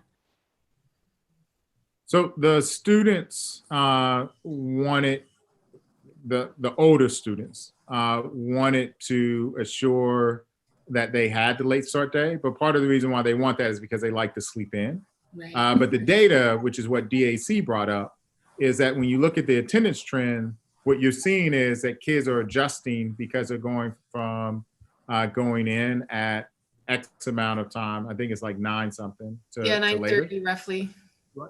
The challenge here, and one of the concerns we had, is that if we do a late start on Monday, we actually would start school around 10 once you add in that period. And that was a major concern for us because we felt like starting school at 10 o'clock really puts you, not only does it put you at the tail end of all the other issues, but it's a lot of time to leave kids unattended on a particular day. Okay. Are there, I know we're going to round about to comments at the end. Are there other questions from trustees on this item? Trustee Conley?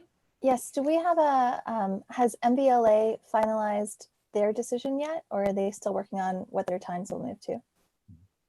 So MVLA has not finalized their times, but they are going to be starting later than us. Thank you. So I have a rough estimate of what time they're working on. They do plan on implementing next year, but we would start before them. And we actually are starting close to the same times that Bach and Egan start. Thank you. Okay. Other questions from trustees? Is there anyone on the line, Dr. Rudolph, that might be wanting to address the board on this item? Okay. The next one's grading, but I do have 2 comments that were emailed to the board, and I can read those. That would be great. Wait, were you going to take feedback from trustees on? We're going to do comments after public comment. We'll get the input. I'm sorry. Emailed comments on this. Okay, I got it. Yeah. It's email comments from questions or comments from the public, and then we'll do our feedback on the individual items at the end, just to give direction. Okay. Dr. Rudolph? Yep. Should I time myself to make sure I stay to 3 minutes, or? Yes. Yes. No worries. I don't. Gotta keep it fair. Okay. Let me put my timer. I'll time you. I got it done. Okay. So this comment comes from Leanne Repesla. Sorry for the mispronunciation. There's a concern about the decrease in staff meeting time. If the middle school staff meetings are moved to the morning time, they will only be 7:30 to 8:15-ish. How are we going to have department staff, grade level, and PLCs with that much time? Impossible. Also cited, late start middle schools is inconsistent with other schools. Which other schools does this refer to? Early release in the elementary schools is inconsistent with the middle school schedule. If this is comparing to other middle schools, many middle schools and high schools have late start days. Block and Egan, for example, have 1 late start day during the week. Another big concern, it is very hard for students to eat a healthy breakfast or snack in 10 or even 12 minutes. 15 minutes is best. It's also a transition time as well for many teachers who teach multiple types of classes. I think everyone needs a 15-minute breather in addition to lunch in a long 8-period day. And then she had a question, which I've already addressed. Are the proposed example schedules featured in the presentations just for Monday? And the answer is yes, those are just for Monday. All right, so then the second comment I have, let me start my timer.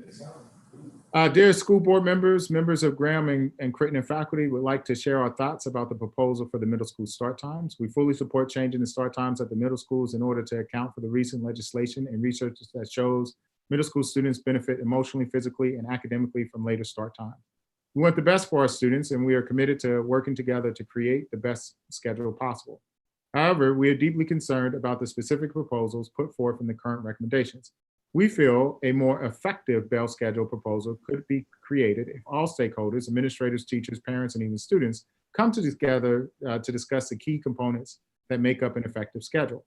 We are concerned that the proposed bell schedules will affect students' opportunities to be involved in our after-school athletics program, which is highly regarded by parents, students, and teachers for opportunities, relationships, and experience. The school does not end until 3:20 or 3:30. Students will need to miss their last period on game days to arrive at their games on time, thus reducing their instructional minutes. If a teacher is coaching, they would require a substitute on game days in order to supervise their team. When Graham and Crittenden host games and meets, other teams will arrive during school hours, thus increasing campus traffic during dismissal time. As many of our neighboring schools' athletic leagues, Sunnyvale School District and Cupertino School District, already have bell schedules that adhere to the new legislation with shorter hours. The league schedule will most likely not be interested in changing the start times of sporting events. Each of the current proposals also eliminates middle school collaboration time for Monday morning. This collaboration time is dedicated to department and grade level meetings. Given the impossibility of creating a master schedule in which all teachers are given a grade level which will have the same period preparation, middle school teachers will no longer be able to meet as grade level to plan activities or field trips, thus discussing at-risk students' concerns grade and discuss benchmarking exams, or collaborate on cross-curriculum planning. Also, the proposed schedule mentions that teachers will be increasing their prep time. In reality, there will be a loss of collaboration time over the course of the week. Teachers will lose 40 minutes of collaboration time we currently have on Monday morning, where all grade level members can be in attendance. And it will be replaced with 10 or 11-minute increase of time during the 2 preparation collaboration periods, where only a handful of teachers will be able to meet in any given period. In our opinion, this is not an effective trade-off. How will we accommodate the need to complete grade level work under the current proposals? The presentation also states the reason for the spell schedule is the inequity in staff meetings between middle school and elementary schools. However, we disagree that there is an inequity. The needs of middle school students and staff are very different than the needs of elementary students and staff. The middle school day is currently 20 minutes longer than the elementary day. Yet this is not perceived as an equity because it fits the needs of middle school students. Likewise,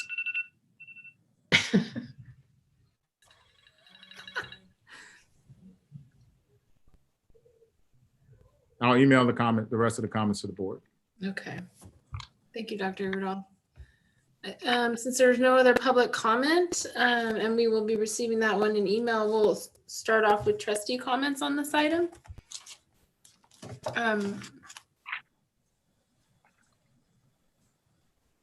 I'd be happy to start. Can you all hear me? Yes. Okay, I'm definitely not in support of fewer instructional minutes.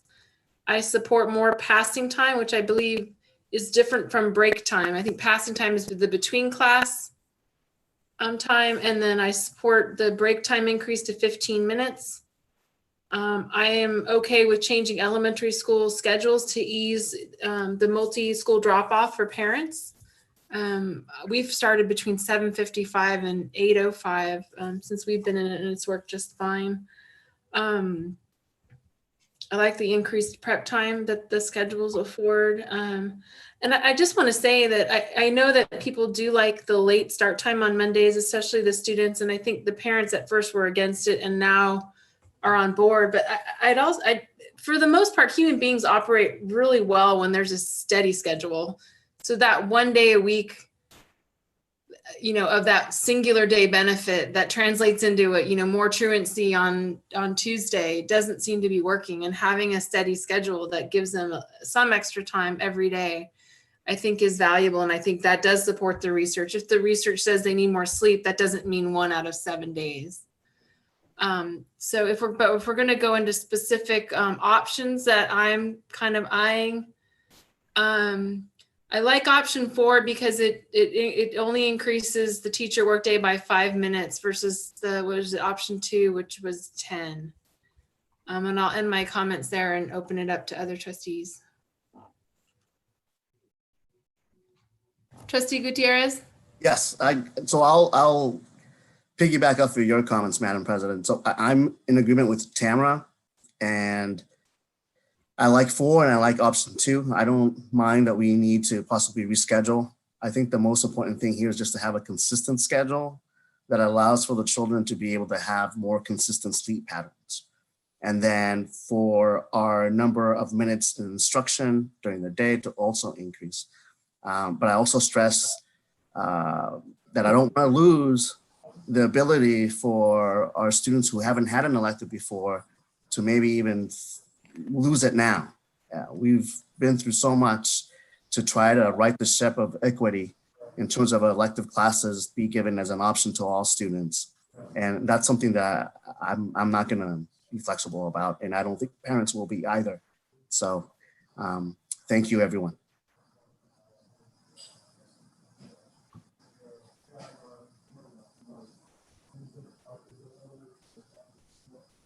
Trustee Wheeler? Yeah, so it's nice to have other people go ahead because I agree with much of what you said. Trustee Gutierrez, I agree with you that I like option 2 or 4.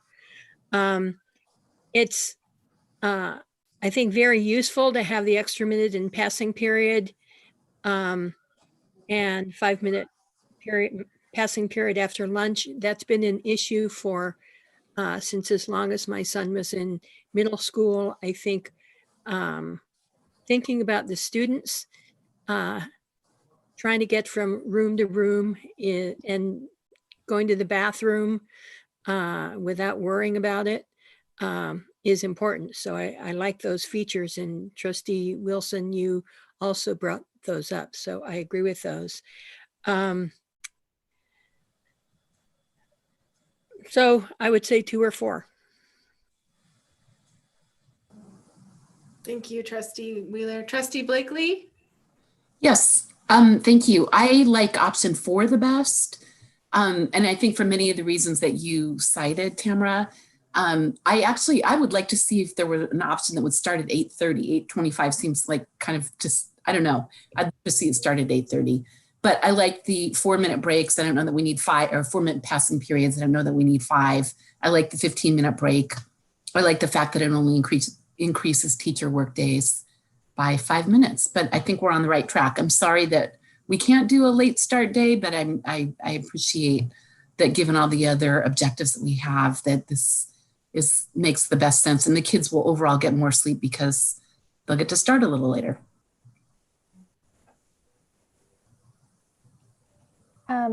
Trustee Conley? I agree with most of the comments that have gone ahead already. I lean towards option 4, and but I do like option 2 as well. The idea of having that break, the additional passing time, the latest start we can get so that kids can consistently get more sleep, I think is a wonderful thing. I would love to see, it sounds like this is going to go back out for more feedback, more review. I'd love to hear more about what the departmental planning time will look like for middle schools as we move forward, because I agree that that's an important thing to have. But otherwise, I think we're pretty aligned across this topic.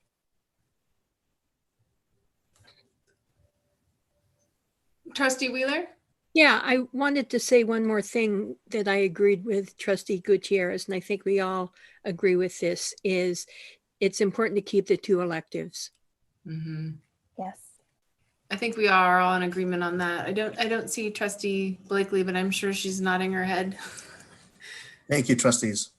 Yeah, thank you, everyone. Do you have enough information from us, Dr. Rudolph, to move forward? It sounds like if we're going to gather feedback from the community, those 2 options are maybe what we want to put forth, and we'll see what comes back and how we can modify moving forward.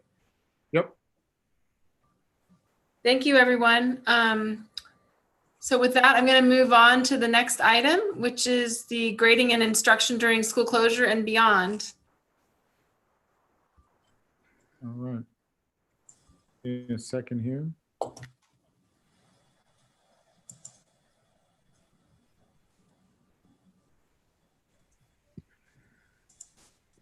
Okay, so there's been some changes and some additions to this. Obviously, since the presentation came out, there have been some adjustments in terms of where we need to go. And so I'll talk about those and what that looks like. But today, what we want to do is we really want to get some feedback from the trustees in terms of how we want to address the idea of grading, and really hold. You know, there's mixed reviews in terms of whether we hold kids accountable or we not hold kids accountable. How do we make sure that kids are buying into what we're putting? If it's just optional, how do we support families in this time? And so we sort of want to go through some of those. All right, so where are we currently at? The first thing is that we closed on March 13th to help stop the spread with an anticipated update, it's an anticipated return date of April 13th. Then on the 25th, which is 12 days later, we were closed through May 1st. And then actually before April 20th, we got more guidance, which was that we're going to remain closed for the rest of the year. And so what are we currently doing? We are communicating regularly with our families. We're providing updates almost every other day in terms of the information that we're getting from the county and state. We also are providing meals. We're now averaging somewhere in the neighborhood of 2,000 meals per day. We just got a request because we are feeding or providing meals to Los Altos as well as Mountain View Los Altos, that Los Altos has actually requested an increase of meals. And I think we're going to continue to see that across the board, especially as the impacts of sort of the close, the recession, or not the recession, but the closure, the social distancing impacts families a little bit more, especially in the pocketbooks.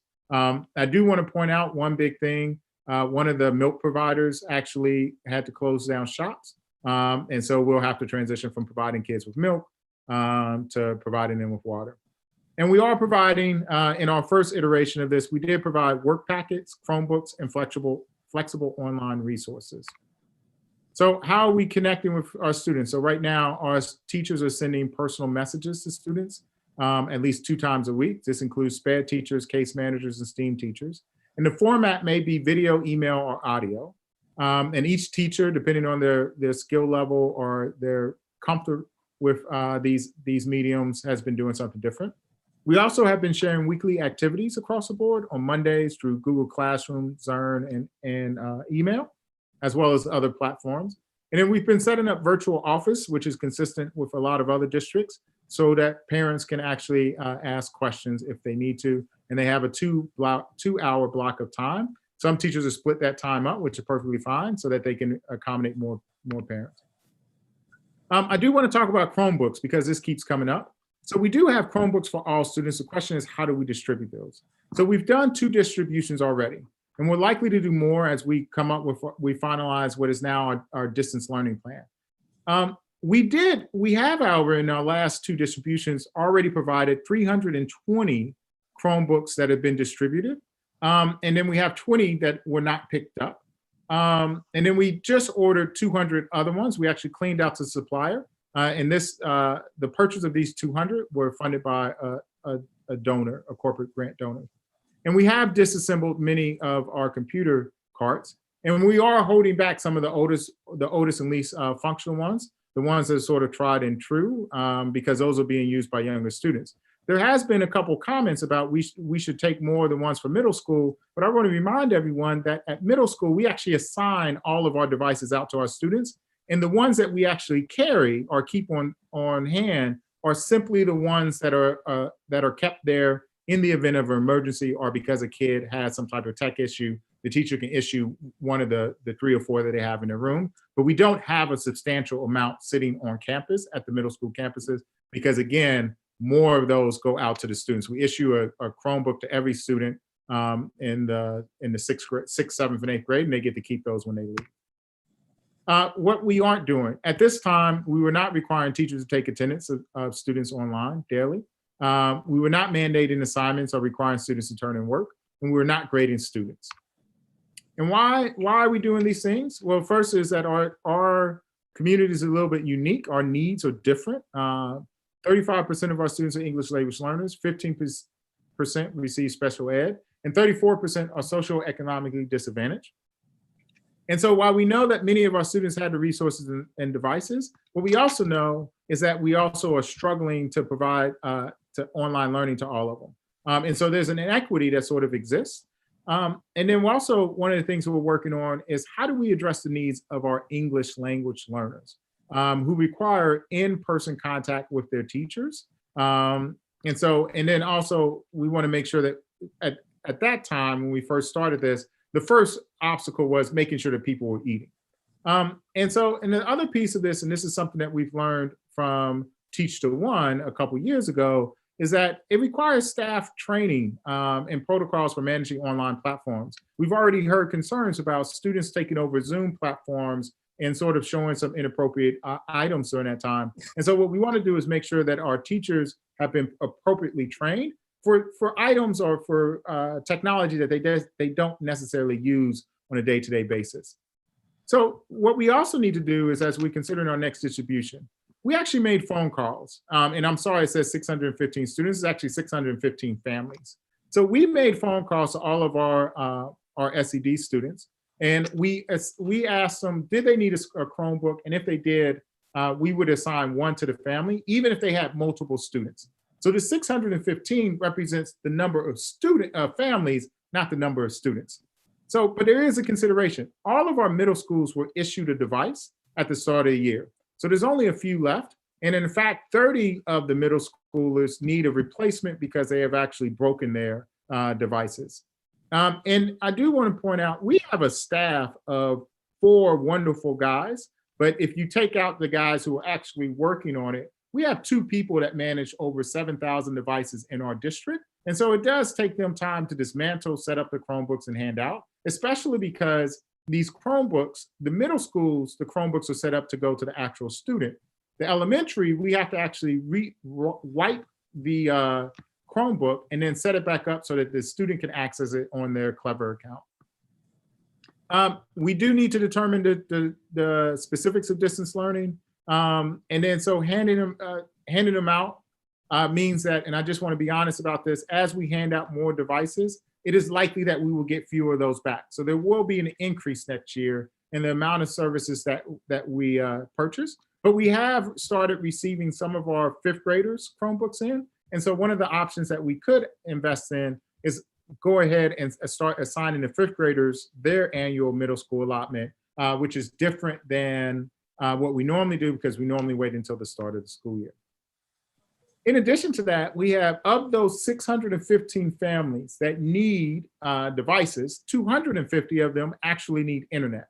So we've reached out to a lot of different companies in order to order hotspots, and a bulk order of hotspots are on back order for internet providers.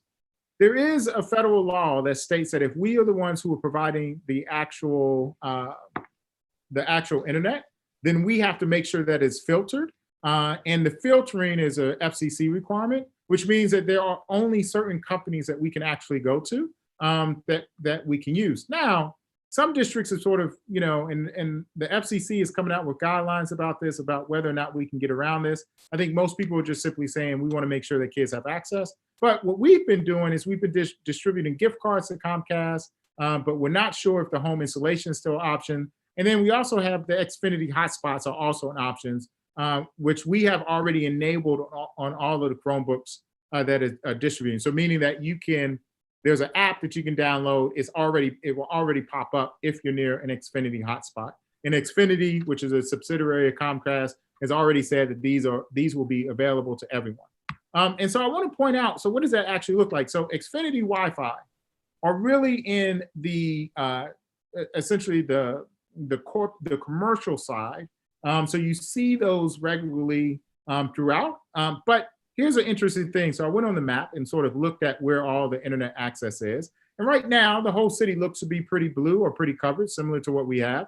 And so I'm focusing in on Castro Elementary right now, just so you can see what this actually looks like. But as we start going down a little bit, what you can start to see is that Castro is not actually covered as it looked like before. So there is a hotspot issue that exists. And then once we go down to the school, what you can see is if you exclude, our school has a broadcast range, but it doesn't exceed out to these particular apartments that are over here. And so there's a concern that how do we make sure that the over on Gamma Way in Mount Vernon that they have access to? So we've been looking at a couple options for that. Our director of technology has talked about the possibility of using one of our buses, but the range is kind of limited. Again, we're exploring the hotspots, the gift cards, but we're trying to figure out a way to solve the internet divide that we have, which is completely different than what we see in our neighboring communities that are a little bit that have different needs. So we also have a concern about how we're going to meet the needs of our students with our IEPs. And so we've made some changes that will take place, that took place this week. So the first one is, one of our major concerns is how do we make sure that the information or the items that we give is accessible to all students. And so if we are providing instruction through distance learning model that will replace what we've been provided in the classroom, we must create access to instruction for students with disability. We must ensure that if we say that we're going to use an app, that app is ADA compliant and that we are adjusting to the needs of the student. And so that's going to be a challenge for us as we sort of move through. But our special ed team is going to step up to the plate to make sure that it happens. And then also we need to make sure that those support services are commensurate with those identified needs. Now, I want to point out there are some needs that we're not going to be able to meet. Our OT and our PT needs that require for somebody to be there may have to be put on hold until afterwards, because we cannot ask our therapists to go into someone's home and put themselves at risk.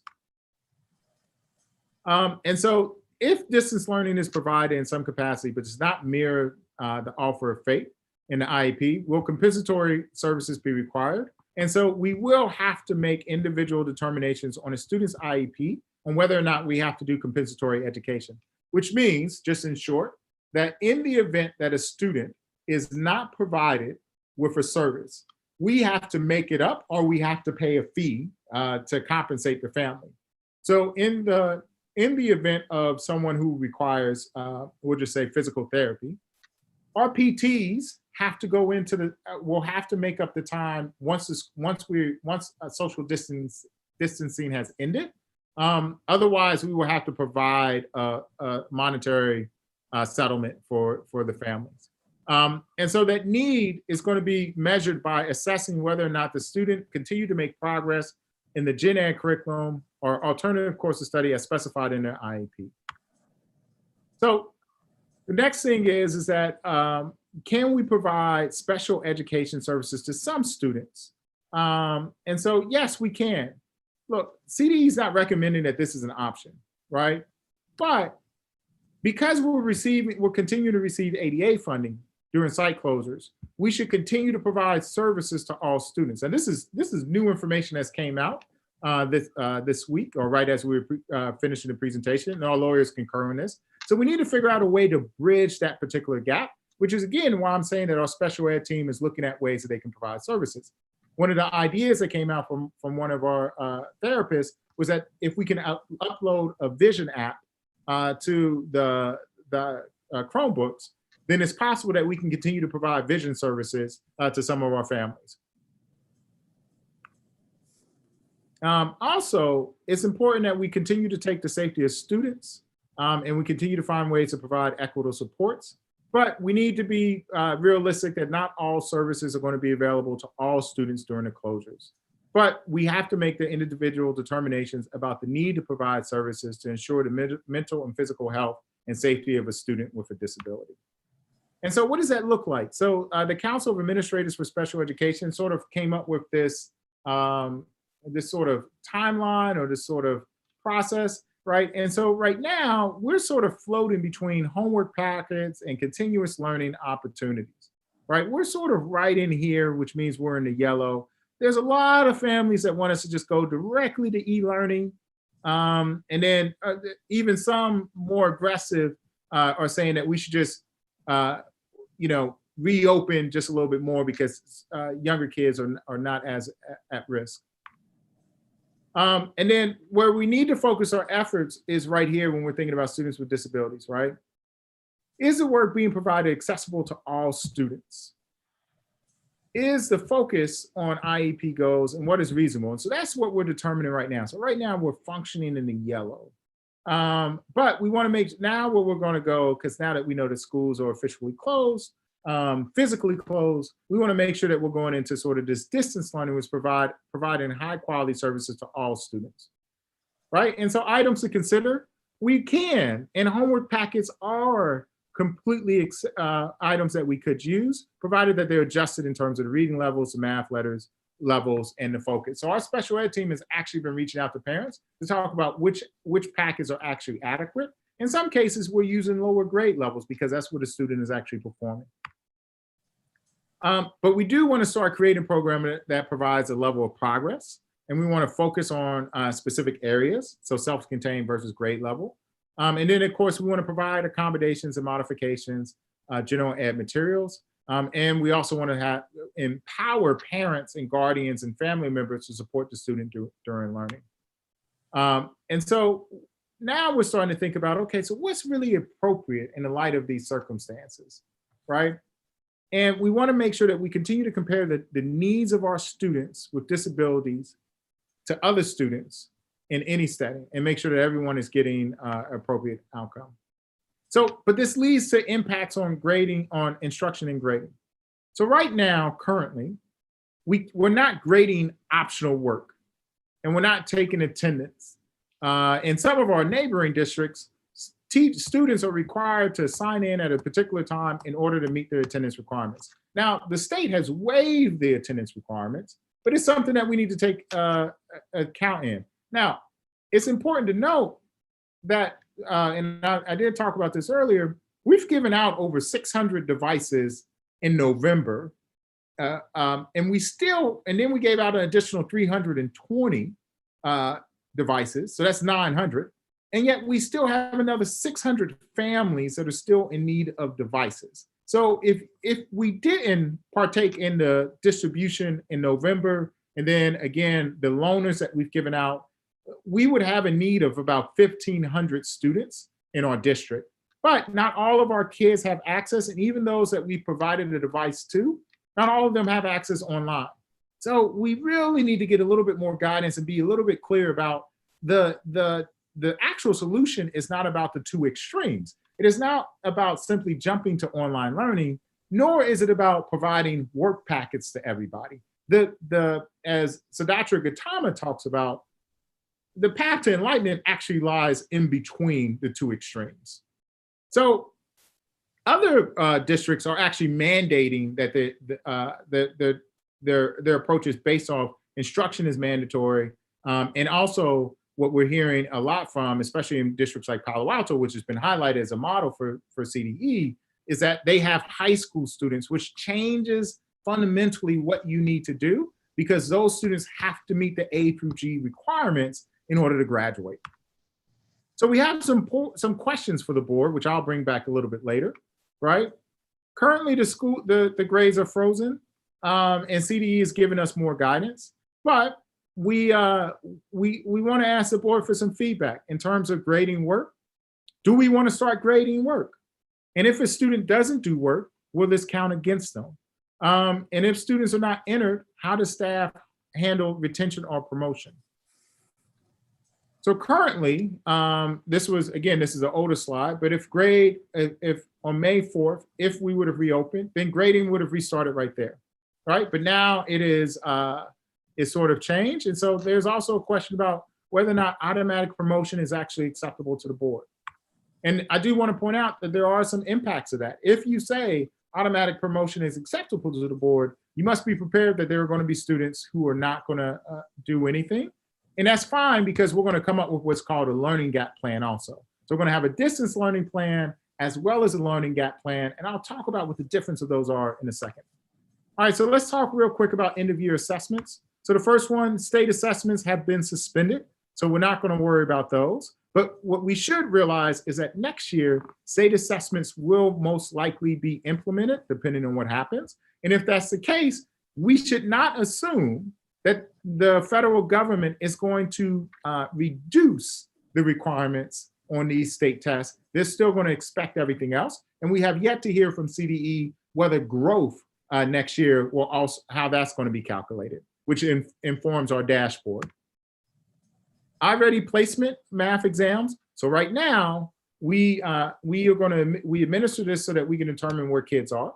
The math placement, just like what I'm gonna say for reading placement, is used for some practical things.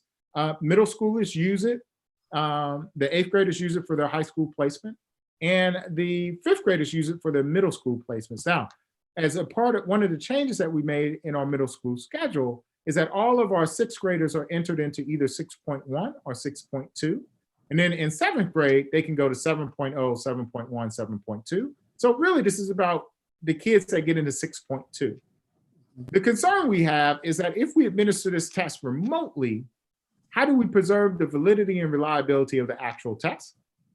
Because I hate to look at the negative in people, but it is possible because of the amount of stress that we put on this and the amount of stress that other parents put on this, that parents may or may not help their student take this test to pass. And then on top of that, there's a question about our kids have not been under ready instruction throughout since February or March. And if that's the case, putting a kid for a 60 to 75 minute assessment by themselves could create undue stress also. So there's stress on both ends in this case. The same thing goes for reading. The only difference between the reading placement exam is that the reading placement does not inform the placement of a student in an actual class, but it is something that we actually use. And we use that for some RTI data also. And again, We could administer this remotely, but we don't want to administer it remotely to preserve the validity and reliability. Smarter Balance Assessment consortiums, again, for grades 3 through 8 has been suspended. The California Science Test has been suspended. The Physical Fitness Test has been suspended. Our literally DRA letter sounds, high frequency words and writing assessments, which are used for our K through 2 students, have now been suspended. And then again, we were planning on administering Diagnostic 3 for K through 8. And this helps us to meet board goal for determining whether or not a student's made 1 year's worth of growth. Unfortunately, we're not going to be able to measure whether or not we did.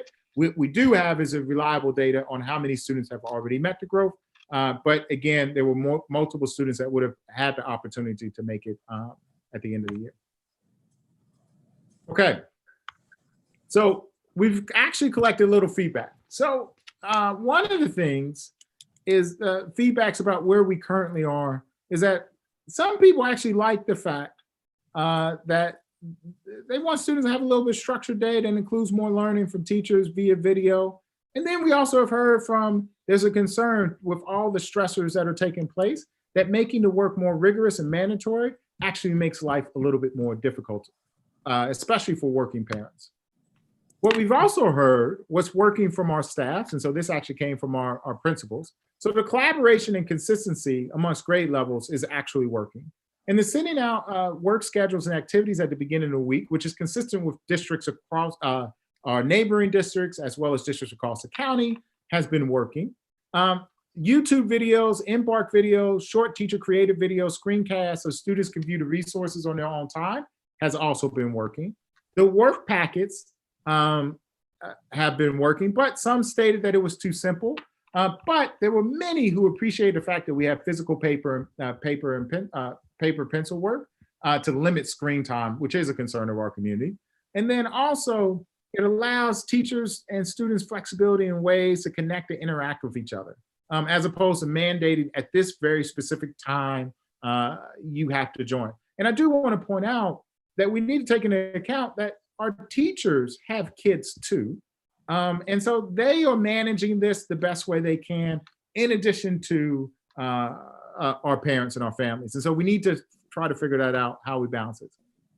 Some of the opportunities of growth that came from staff, and this is both from teachers as well as principals, is that not all families are able to connect live or virtually, not because they don't want to, but because they're working, they have to share devices, their internet isn't working the same way, or they don't have the speed or the bandwidth to pull that off. Teachers are trying to manage their own families and having difficulties to manage the time. And not all families have printers to print out work. So our next steps. So first thing I want to be clear about, because I know that there's some comments out there that talk about distance learning is e-learning and it's virtual learning. And that's not the case. Distance learning means specifically, and this is even what the California Department of Education talks about, is that there's a physical separation between the teacher and the student. Virtual and e-learning require every single student to have a device and may or may not be in the presence of the teacher. For instance, we do school e-learning during our regular course of business when teachers are in the classroom. So we are somewhat familiar with e-learning, but that's under our terms and it's under our bandwidth. And so we have the facilities to manage that. We don't have that to take into account when the devices are outside of our buildings. Now, distance learning setting, instruction can occur through workbooks, packets, online activities. It can be synchronous or asynchronous, meaning it can be live or it can be teachers with prepared videos. And so for us, because our needs are different than what the community has, we're going to make a robust distance learning plan that takes into account the needs of all students. We're going to do that by determining the feasibility of Chromebook distribution. Now, we know that we have 600 and I think it was 15 or 47 devices that need to be passed out. We've ordered the last 200 that sort of exist. We are going to start talking internally about, do we release the rest of the devices that we have, which is going to require a little bit of time and energy from our staff. And again, I want to point out that these devices, need to be clean. But the second thing is that they're not the same device that we've been handing out. These are older Chromebooks that tend to be with younger students that may have some additional issues. But the other thing we need to do is we develop a robust distance learning plan. We need to just acknowledge and honor that not every parent is online. So we need to figure out a way that we can communicate with parents who are not on the internet. One of the downfalls of our current approach is that teachers are emailing and sending the information out about what work needs to be completed. And they're doing that over the internet, but not everyone has internet access, so they're unable to access the information. And so as we think about the sort of old school methods that we could use, including releasing our textbooks and our workbooks to students, should we also provide on a weekly basis the weekly assignments and print those off so that families can pick them up as they're taking their daily strolls? And we really need to look at multiple mediums to disrupt the COVID-19 learning loss. So it's not just about devices. It is about disrupting the learning loss across multiple mediums. And the second part is a learning gap plan. So we need to take into account the worst case scenario. And the worst case scenario is a kid is not going to have an opportunity to engage in learning until school starts back up. And we're assuming that school is going to start in August, but it's possible school may not start until September or even later. If that's the case, what are we going to do specifically to assure that we can account for the loss of learning that has been taking place since March? And so our district will come up with a learning gap plan that will acknowledge that we can't teach everything that is in 4th grade, and we can't teach everything that's in 5th grade, because we need to back up a little bit and do some filling across the board for some of our other students. And we should, and as a former teacher, that would be something that's really important to me, because I want to know, am I being held accountable for teaching 5th grade, knowing that the kids may not have learned fractions in 4th grade? And I actually think fractions are 3rd grade standard, but I digress on that one. So the other thing that we have is for special ed students, our case managers are completing a service analysis for each student on their caseload. And we're determining which services can actually be given directly or need to be given directly, and which ones can be indirectly. There's no expectation that we have to deliver complete IEP services, but we also want to utilize our instructional assistants and have them also participate in this. And then we need to determine what is needed for goal maintenance and some progression. And we're going to update the accommodations for remote learning. And that's a big thing that, if there's one big takeaway that occurs, is that moving forward on all of our IEPs, we will have language that says, in the event that COVID-20 shows up, this is what we're going to do to meet the accommodations, so that the lag time, that the ramp up time is shortened across the board. So I want to go back to our questions here. The first questions we have about testing is actually, this one's been resolved because we're not coming back. The second one is about grading. Is it the board's goal for Mountain View Wisman to start grading students' work so that we can officially say that we're providing distance learning, pending guidance from CDE, and CDE is still sort of mixed? And if the goal is to start grading work, if a student doesn't do work, will we count this against students? And so what we've heard from some of our neighboring districts, which is kind of an interesting idea, is that students' grades will only go up, but nobody is going to be penalized. The second one is placement. Is the board amenable to using a student's current placement in the course, in a course, to determine next year's pathway? And this is specific for math. If a kid is in 7.2, based off of the data we have, which is limited, should we go ahead and place a student in 8.2, assuming that they're able to do the work and then try to make adjustments? Or should we try to figure out other types of pathways that should be included in our learning gap plan? If grades are not entered, we're curious about what the board's thoughts are on how we handle retention and promotion. There are going to be parents who want to make sure their kids get promoted. And there are going to be parents that feel like their kids may need to be retained because they were already struggling. And is automatic promotion acceptable to the board? And then I'll come back to these questions in a second, but I want to just highlight a couple of things, right? We are getting corporate donations to close the digital and internet divide for our students, and we are ordering materials, and we're trying to move as quickly as possible, but there are backlogs that just need to be acknowledged.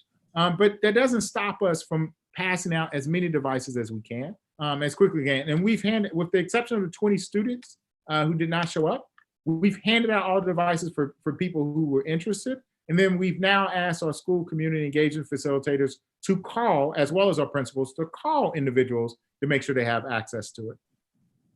We're going to continue to offer, and now we're into distance learning, so I apologize that that part wasn't changed. We're going to offer distance learning options for students and families. And we are going to continue to define and refine, develop and refine plans for instruction. So once we come back from spring break, we will have a totally different plan of action that may be a little bit more robust in our approach. But also in that, we need to train teachers on how to facilitate online learning effectively. I have reached out to Google, and they have trainers who can provide training. They have to meet certain quotas, but they can't necessarily schedule training. So we're going to have to facilitate that for teachers on a sort of a one-to-one basis. Or from a site basis if there's a group that needs it.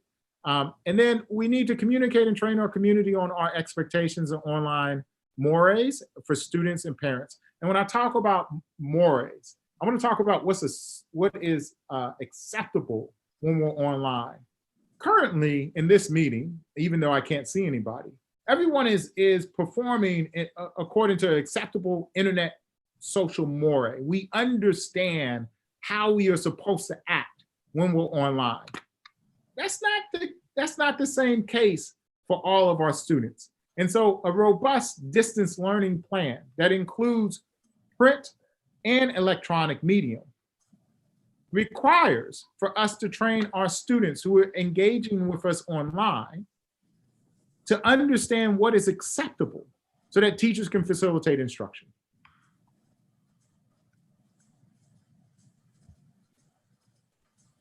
And that is the end of the presentation. Thank you, Dr. Rudolph, for your presentation. So it looks like there are several, there's 2 different slides, at least on the version I have, that lists out the questions that you need feedback directly from the board about. So I'll just, in my packet, it's slide 40 and 38. So if trustees want to look those over, we'll start this off with questions before we go to public comment. And I have a few questions. I just want to point out we have one public member who has a comment, and then I have 8 comments that I will read under the guidelines or whatever you tell me in terms of instructional time. Okay, you have 8 comments. Okay. We'll probably do those at, I'm going to say 2 minutes each, just for brevity's sake. But we'll start off with questions from trustees, and I'll take the lead if you all don't mind. My first question, and I know I've already asked Dr. Rudolph this, but I wanted to ask it publicly, was how many kids do we normally hold back in a given year or not promote? So I have, I'll unmute Carmen. Does Kathy want to handle that? I see her. I could handle that. Thank you, Kathy. We only retain very few students, and usually those are students at kindergarten. Very rarely do we retain any students at upper grades. So when you do that, is that since there's not a whole lot of assessing happening, at least in terms of testing, you're relying on the sole discretion and input from the teacher who has that unique perspective on the child. Is that correct? That, and we do use a variety of assessments and observations to make sure that we're making the right decision, because the research really shows that retention does not benefit children, and the detriments outweigh the benefits, especially as kids get into their middle grades. So we really work to not retain students. Okay, thank you. And my other question was, we talked about, you mentioned, Dr. Rudolph, that let's say there's a hypothetical 7th grader who is in math 7-2, and we make the assumption that they go into math 8-2 when and if promoted. In the case that this happens and it results in a misplacement, what flexibility do we have to adjust once that sort of issue is identified, once they're in 8th grade? Like, oh, we assume they should be there, but maybe it should be a different level. Is there flexibility in that and moving? Right. So the first thing is, and I know Mrs. Bauer probably want to chime in too, and I'll unmute Tara also. The first thing I would say is that we do have some data, so we do know some of the kids who are struggling currently, and we would remove those students before we promote them into 8.2, right? We'll pull them back into 7.1 or 8.1 because we're already sort of aware that this may be they may be in over their heads. But we always, especially because in middle school, it's not a credit system. It's not based off of the Carnegie unit. And so you do have the ability to sort of off-ramp a kid as soon as you get some information. And what we did this year is we actually pushed kids into 8.2 after they took the first assessment, and we realized that they were capable of doing it. Normally we have 2 assessments that we can look at. So the first one is a CAS test, and then the second one is an iReady examination. This year we will only have the iReady examination, but we feel really good about the cut points. And so we could utilize that at the beginning of the year to quickly move kids up if they're capable. And again, I have Tara as Mrs. Victor as well as Mrs. Bauer, who can also talk about that. I think we've talked about this a lot, and we also have the ability to look at diagnostic 2 data from iReady, which we have used in the past as part of our looking at our placement criteria.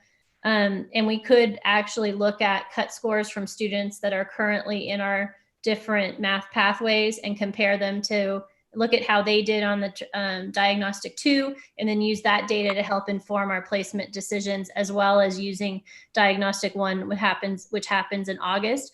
I think the biggest piece for us is to be very clear with students and parents about our policies, our placement decisions, and that what will happen in the fall when we come back if students need to move up or down. So there is some flexibility if we use all the data we have, we make our best, criteria defined decisions, but then something ends up not quite working out for, let's say, 2 students. There is flexibility to move. Yes. Okay, thank you. That helps a lot. Oh, my other question was, at the elementary level, the students have workbooks, and I know getting those back, they're still stuck in most of their desks. I think they stay at school, they don't come home. And I know with all the social distancing rules, this question might be a moot point, but is there any way to get those back in the hands of kids, and how do you do that? So our employees are considered essential employees to facilitate distance learning.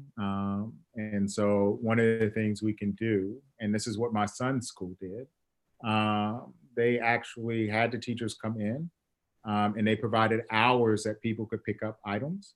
And set up sort of a day, here's the pickup day, it was well communicated, and sort of this is what it looks like. As we work through, and I don't want to commit to that just yet, but as we look at all the options that we have available, I do think the utilization of those workbooks, even though we traditionally don't send them home, could be one of the avenues that we leverage for at least the math workbooks. The challenge is that we still have to provide some type of instruction, because not every family, not every parent is going to be comfortable with simply diving in and doing workbook, whatever. But there are some ways to sort of get around that. But that's sort of where we possibly will have to go. We're just not sure it's one of the ideas we have. No, that's great, because I think if it could just be one additional tool for teachers who do assignments and have that additional option to just kind of mix things up. And I have one more question and Yeah, and I want to be clear, we're talking about manipulatives. We're not talking about the actual textbooks. There's a distinct difference between the two. So we have textbooks, right, that we purchased, and those textbooks are sort of static textbooks because it's a classroom set. And especially in middle school, we may not have enough for students. And then we have what are the manipulatives, which are essentially the worksheets that are in and they're refreshed every single year. Those are the items that we're talking about could possibly go home. That's what I was understanding. Yeah, I didn't, thank you for clarifying that. My last question is, I already know the answer, but I'm not sure if I would like the public to have more detail on this and what the sites have been doing, but how have the sites been determining who needs both computers and internet access? So our principals who are all on here, as well as our SCAFs, they did an amazing job over the last maybe 4 days, calling hundreds of kids to find out who needed a device and who didn't need a device, and to come up with 614. And then, you know, they even came back and said, do you want us to call everyone? And they asked the secretaries, they asked the SCAFs, they asked the clerks, they asked the at-risk coordinators. Our McKinney-Vento liaison was out there calling people. I mean, they really beat pounded the pavement in order to find out as much as possible about the students. And I just want to acknowledge, this is just the tip of the iceberg. It's 615 families. It's not 615 students. So it's possible that there are more devices that are needed across the board, but at least we know at minimum, we are 615 students away from being able to provide a device in everyone's hands. And we're about 240 something away from being able to provide internet to everyone. Right. Thank you for clarifying that. Mm-hmm. Other questions from trustees? Trustee Gutierrez? Thank you, Madam President. Thank you, Dr. Rudolph, for the presentation. Very helpful, very informative. So I have a question in terms of how would we balance out, we being a district and all of us working together, if we were to go with the grading option, how would we balance out the schedule? Because we're also distributing food between 11:30 to 1. Mm-hmm. Would teachers have to work around that time allotment and not meet with the kiddos? Any ideas on how that could be looked at or approached? Yeah, so I think this poses an interesting problem, because we're going to have families also who are not only just picking up meals, but they also may not access the internet. And so I think we'll have to create a way that allows for families to turn in documents at another time and ask teachers to grade those and to provide credit or no credit or pass, fail, or whichever way we want to look at. And so that's a possibility that could exist. I know Mrs. Bauer we received last night some more information on grading, and so she's going to talk about that a little bit. But I do think if we're going to move to a grading approach, we're going to have to be flexible in terms of how we collect the information. And then the meal distribution itself, that's still in effect from 11:30 to 1? We will continue that every single day as much as we can. Yes, without fail. We have I think right now we're up to 24 people that are dedicated just to providing meals. Thank you. Trustee Conley? Yes, so I have a few questions. The first one is, what are we doing about our preschool students? So, I think that's one of the items that we're going to take into account as we work on our distance learning plan. We haven't really been looking at them the exact same way. And I know Director Kemper, I feel sorry for her because we often focus on the grade levels. And then we like, oops, we got a preschool here. And so the distance learning plan will also take into account the needs of the preschool students. And we will provide them with materials too. And again, we'll have to provide it in sort of a asynchronous way. We will have to figure out different ways of, we'll be able to provide some devices, and but devices are really hard, and we'll be able to provide some paper, knowing that that's also a challenge too. But we're as part of the new updated plan that will be unveiled in a week, we'll address that concern. And with those preschool spaces, since they're not occupied, are we working at all with the county about providing, working with them on childcare for essential workers? So there has been a conversation about it. I know in San Francisco, the Parks and Rec in San Francisco actually takes a lead. Both Superintendent Bayer as well as City Manager Kemper and I have been trading emails to try and figure out what a solution is. And so we're going to keep trying to figure out what that looks like. Our challenge is that there is a concern, although I know some places are opening up their sites because for park and recs. And until we get that commitment, it's a value proposition of do we want to put more individuals in harm's way. And one of the things that came up as a result of this is that the students actually have to remain in the actuals. We've been investigating it. They have to remain in the actual class and they have to stay with the same cohort of kids. They can't be switched classes. And I believe the maximum number of students is 7. So there's a lot of items that need to get done, but all of us recognize that this is an issue, not just for our first responders, but there are some families, some parents who are still working and their work is not remote. They have to go in order to get a paycheck. And so we're going to try to figure that out as a community, not as, Mountain View doing its own thing and Los Altos doing its own thing. Yeah, I saw that the YMCA at El Camino is going to be they're starting with 50 students, but their facility is not necessarily tailored for a whole bunch of children. But we actually have preschools sitting empty. So another question I have, and to put this in context, my sister is an occupational therapist in a school district in Colorado. She started distance learning this week. She is working all day, every day, doing virtual OT sessions. Her district's also doing speech, they're doing PT, and they're doing it virtually. Do we have an idea of those students who qualify for those specific services, OT, PT, speech, things that they would have a specialist work with them? How many of them have access to the internet versus kind of this, we have this 615 number, but for students with disabilities, do we know how many of them actually have technology access? Director Mays? Yes, hi. All of our teachers have reached out, all of the case managers have reached out to their students and have made contact with all of their families.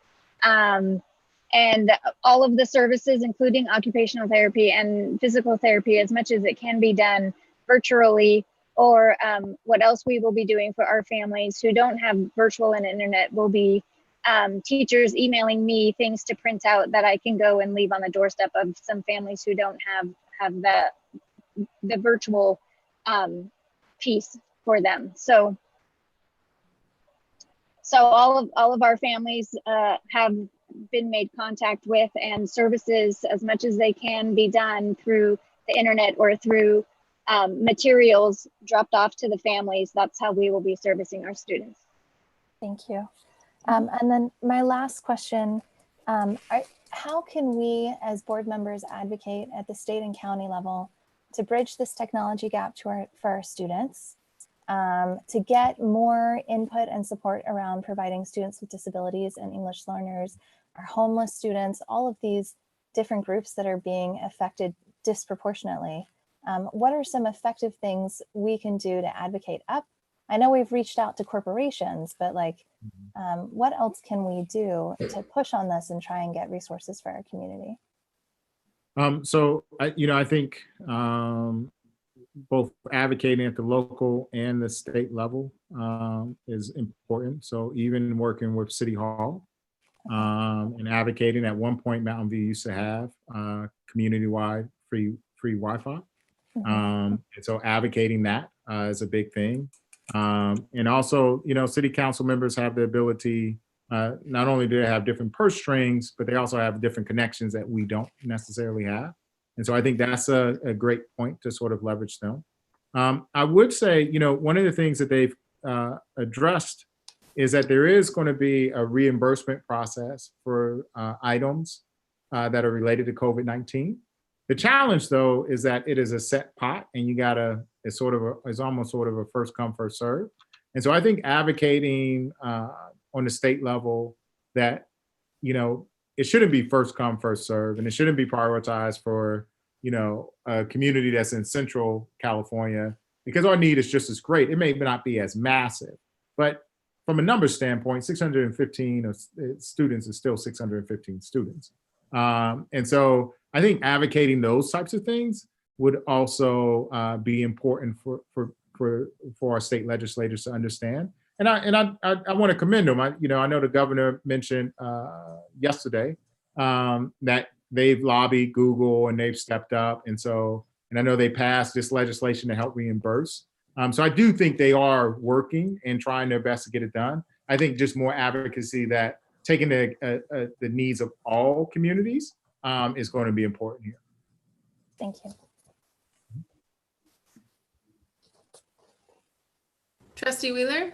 Yeah, so I guess the little automatic raise hand, lower hand thing isn't working. So I don't have it on my end. Only the host can see it, and I'm not the host, so I apologize for that. I have 3 questions. One is, you talked, Dr. Rudolph, you talked about students who were automatically provided devices at the beginning of the year. Mm-hmm. So I know that there's a number of those students, families, who actually don't need a device. They've got multiple devices in their own households. And I'm wondering if it's worth, sending out a request for people who don't need their devices to turn them in. So I'm going to unmute Mr. Aker, Director Aker, who's the Director of Technology, for him to talk about that. I do think it's a possibility, but he would understand the logistics of that. Yeah, they could do that, but we don't have a shortage of Chromebooks. We have more Chromebooks than we do students in the district. So it's just they're all in carts. So my recommendation is they would keep the Chromebook, because that teacher then knows what device they have access to. And so if they're using a variety of devices, the teacher may not be sure if they have access to the same resources, but if they all know they have the same Chromebook, then they can be sure that they have those resources, if that makes sense. Yeah, the ones at the elementary school are the older devices. And so and the ones at the middle school are the newer tablet / Chromebooks. And so it's just a value proposition in terms of you're giving out the older ones to students, and then you got to replace those, and they'll get replaced with the newer ones. Okay, thank you. So another question, and this isn't about the devices. It's about the teacher lesson plans. So I know that a lot of teachers are, just doing exceptional work, developing lesson plans, developing communication mechanisms with their students. Are the teachers sharing their best practices with each other at their schools or, among schools? Yeah, so the principals actually set up an amazing process at the beginning of this, where teachers, and it facilitated this idea of teachers working collaboratively together so that grade levels would stay on target. And so there's this rich document that is sort of exists in the background of teachers working together to sort of plan things remotely and supporting each other across the board. And I even know teachers at Mistral started volunteering to possibly create lessons in Spanish so that kids could access them asynchronously, so that we could also meet the needs of our Spanish-speaking EL students. So they've been working really hard across multiple grade levels to do it. And the packets were actually created by our instructional coaches who really took the mantle to say, let's pull some items together as a group and as a community and put those out for everyone. So they have and they are working across the board to really make sure that they're somewhat together. What I don't know, and only the principals would know this, is whether or not this from site to site they are working together and sort of planning common activities. But I don't think that's the case, because I think there are just different needs that exist at every single school. Okay, and my third question, Regarding retention and promotion and placement in higher or lower math levels, are we also considering asking parents what they recommend for their own child? So I think that comes into, it depends on where the board lands on this in terms of promotion and retention. As Chief Academic Officer Bauer pointed out, one of the challenges with retention is the social impact that takes place. And what we do know from the research is that a kid that is retained is less likely to graduate. And if they are retained a second time, the likelihood of them graduating, I think, drops down to like 30 or 40 something percent. And so oftentimes we do hear from parents that they want their child retained. We try to look at it holistically and make a determination as to whether or not there's enough justification for it. But I think in this case, if the board is comfortable with sort of an automatic promotion or some type of approach, then we, as part of our distance learning plan, we're going to have some type of conversation about how do we pull together enough information to address this issue if a kid just isn't prepared to move forward. The last thing we want to do is put a kid in a position where they're going to struggle. And what about the question about math placement? So are you thinking that you'll utilize the process you have right now with just looking at current scores and teacher recommendations? Yep. Sarah or Kathy? I will chime in. I think, yes, we really need to keep our decisions as much as we can data-based. There is some ed code in the math placement policy language that came out several years ago about how we place kids and students into math courses. And it talks about using measures that are, and I'm losing the word because I'm too tired right now, but we really need to stick with data as opposed to parent or teacher recommendation. Thank you. Thank you, Kathy. Yeah, Laura, who has up, and Kathy Laura, also wanted to say something about grading too. I'm sorry, Trustee Blakely, you're muted. Oh, I'm muted, sorry. Oh, unmute. Yeah, thank you.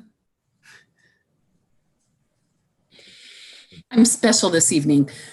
Just real quickly, it sounds to me like the technology piece, the biggest challenge is the Wi-Fi, that although the Chromebooks are an issue, it's one we can probably solve, at least for now, but the Wi-Fi and internet access is the real challenge. Yeah, I think that's the larger hurdle for us to cross. And it's not just about these students. It's also about our teachers have to have Wi-Fi that can support it. There are latency issues that we need to take into account. There's, while yes, Comcast is offering data, you really need to be at an acceptable amount of data in order to stream that many kids, 30 to 40 individuals. It's also why when we first, I'll just use us as a good example. When we first started using Zoom, we were using a free account. And what we started noticing was a lot of buffering, a lot of issues, a lot of lag time. And so we actually went to the paid account because it was more stable than the previous one. And so I think those are issues that we just have to take into account, as well as some privacy concerns. But I would say this, hands down, internet is not the same across every single household.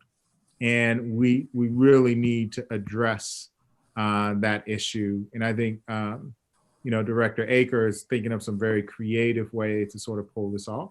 And it could be that, even though we've ordered 200 devices, maybe we take the rest of the funds and dump it into providing internet across the board.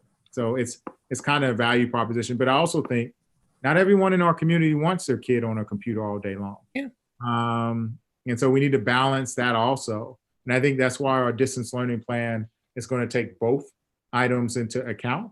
and we'll have sort of, we'll sort of span multiple mediums to address the concern, as opposed to simply being heavy on things, e-learning, Khan Academy, iReady, Zern, and all these other tools. It needs to balance both. Okay, thank you. I have one more question, please. Dr. Rudolph, how do you say this? We're thinking best case scenario, we could reopen in the fall. I'm thinking worst case scenario, we won't be opening in the fall, but rather probably between December and February, just my opinion, right? But are we using this then as a blueprint to try and figure out what we would do in case we were to be shut down in the fall? And by that also develop a stronger approach to distance learning? Because I'm seeing right now that it's not just our district that's struggling with the inequities that exist within society that we all know of are there. We're not unique to that, but we're seeing how that affects public education, right? So are we developing a blueprint for how to deal with this if we were to go forward with not having a fall? Yeah, I think one of the unintended consequences about this is that we're going to have to face this digital divide, and we got to face it now as opposed to later. And I think we've been kicking this can down the road. I remember President Obama talking about, in a world where we expect free Wi-Fi with our coffee, why can't we expect it for our students, right? And so, there is this notion like we have to tackle it. And I do think it opens up unique opportunities. Traditionally we think of virtual summer school as sort of this virtual process where we open buildings. And so it's possible that we could have both a brick and mortar summer school and we could have a virtual summer school, right? And I think you're going to start to see things like that start to appear. And I do think that school districts are going to revisit how they assign machines and whether or not a machine should be assigned to a student as opposed to sitting in the classroom. And are kids capable of maintaining those machines? And what does that look like and how robust does it need to be? So I think all of these items are now a natural offshoot to this. So in regards to your first question, the plan of action we're going to have it will address moving forward in the event of any type of disaster or emergency, what we're going to do to cover a learning gap. What is the process that we need to engage in to sort of understand? Our first response was for 2 weeks, 2 to 3 weeks, right? So we knew like, oh, we're going to be out for 3 weeks. Okay, we just need to pass time until we get there. And it was similar to a lot of other people, right? Now it's, well, wait a minute. We're not going to come back until August. We may not come back, to your point. We may not be back until December. What does that look like? And so I do think moving forward, if there's an earthquake or anything else, we'll now have an approach to address this when the time is appropriate. Obviously, after a major natural disaster, you don't want to immediately jump into e-learning or anything else because there's going to be other obstacles.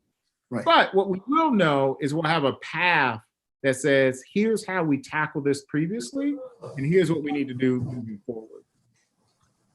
Thank you. Mrs. Bauer, you want to address an item real quick?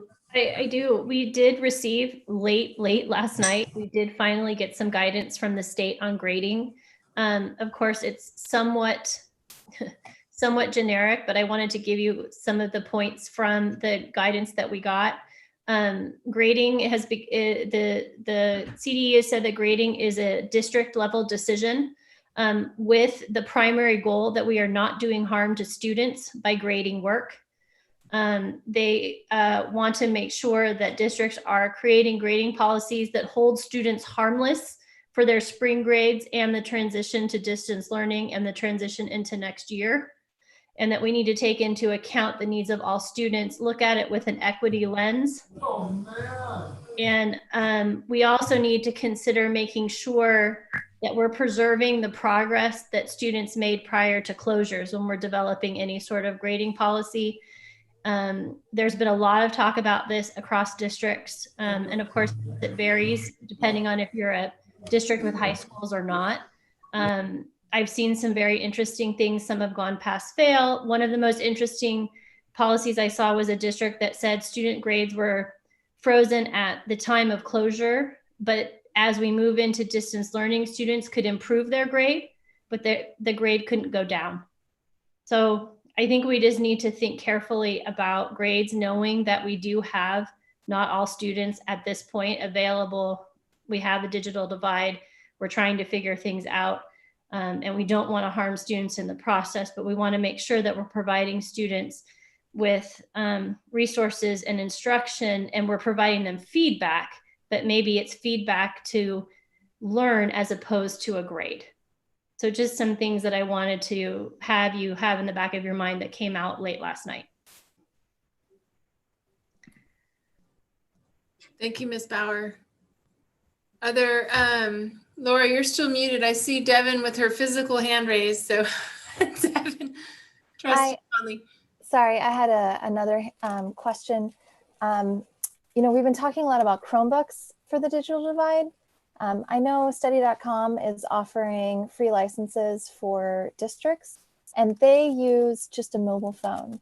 And so there are many families who might not have a Chromebook or Wi-Fi per se, but they might have that mobile phone. And if the kid can get on there and do a short lesson, you know, 30 minutes a day, 15 minutes a day, that might be an easier access point for some families.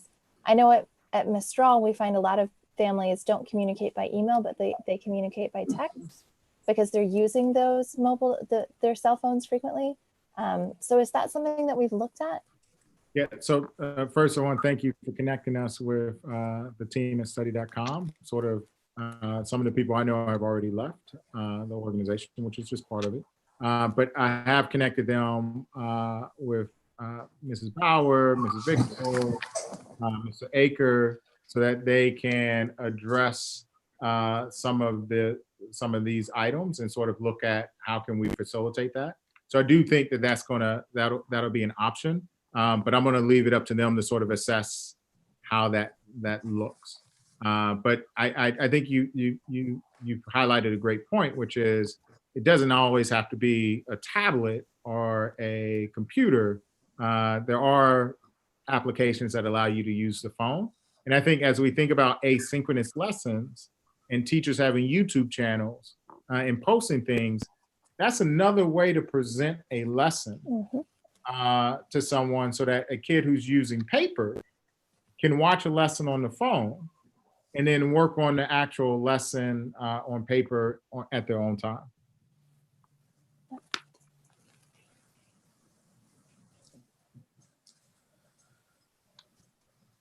So you do have one community comment. He has been holding on for quite some time. Let's move to community comments then. Let's unmute him and let him. All right, here we go.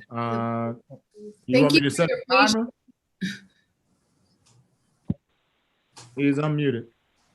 Okay. Can you hear me? Madam or sir, thank you so much for your patience. If you could state your name before making your comment, we would greatly appreciate it. You have about 3 minutes since we have 8 other comments. That we're limiting to 2, but since you're live, we'll give you 1 extra minute. Okay, can you hear me? Yes. Yes. So my name is Jose Casillas. I'm a parent of 2 students at Crittenden. Just a couple of remarks. Thanks for the good work. I know you guys are working overtime to do this. Don't disregard the help that parents can bring here, right? Especially parents that are technically, for instance, technically aware, like a lot of engineers that work here. Maybe we can help with all these issues with Chromebooks or repairing them or finding Wi-Fi through our company or things like that. Okay, so this is something I wrote the board about, and hopefully we can help in these issues. We really want to get to all the kids in the district, right? About the work going forward, I think the superintendent mentioned that some people want more structure, some people don't want it. If you go to the online survey that was made, That's true, but I would say that it's 4-1 towards more structure and more online classes if you go there and look at the results. So that's something that to think about. I really would like to instill you, the board, with a sense of urgency. We really need a plan sooner rather than later. It's very likely that this will be going for extended period of time. And I would also, I'm an engineer, so I would really commend you to embrace technology. I know it's not the solution for everything, but it can really, really help. Right now we are doing this because there's technology that lets us just being able to communicate in this completely insane situation. So those are my things. Please involve the parents, because there's a lot of community knowledge and contacts and know-how that can help, right? With those Wi-Fi spots, or maybe lobbying the city to reach to other places, things like that. So that's all, and thanks for the hard work. Thank you so much, Mr. Garcia. Thank you for staying on, your patience, and for your feedback. Okay, I have a couple more comments that I will read. Okay. Okay. Now we'll limit them to 2 minutes, and then after that, I will forward them to you. This is also from Leanne Weatherly Rapella. Why are we making online academics optional if every student in middle school has a Chromebook and every family can be set up with Wi-Fi? I can understand that there are some special circumstances, like if a family is in a homeless shelter or living in a car, but I feel like our district is giving parents and students excuses to not do work. 2.5 months is a lot of missed instruction.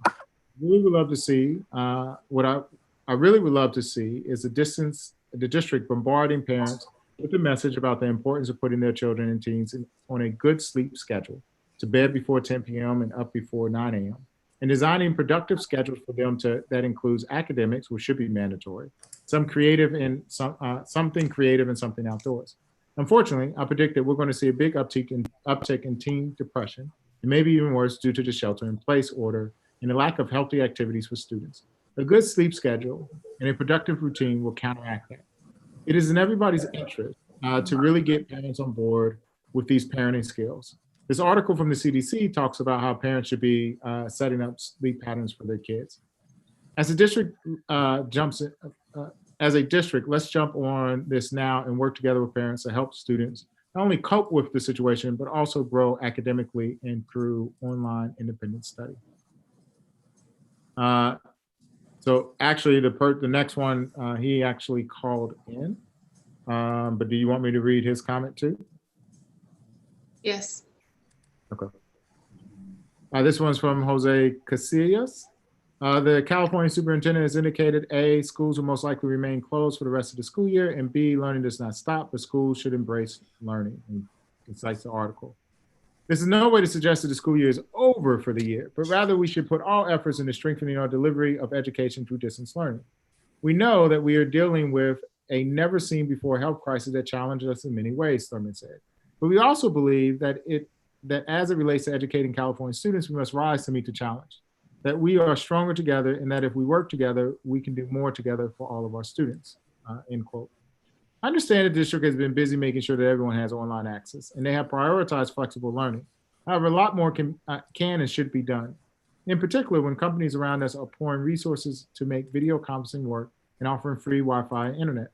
It should be a priority for the district to direct teachers to regularly engage on video conferencing and online classes with all students, trying to make a schedule as regular as possible.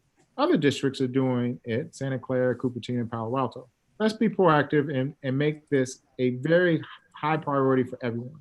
Students need structures, contact with their teachers and peers, and a sense of timetable and regularity. What is the schedule for the district to get online classes working? Please let us all rise up and do extraordinary things in these extraordinary times. The next one is from Katya Sadowski. Apologize for the last name. Hello, MVWSD board members. We are parents of a third grader attending J.A. Vargas Elementary School, as well as MVLA high school students.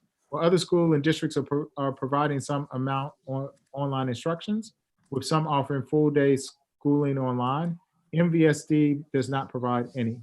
What are the district's plans to offer online instruction?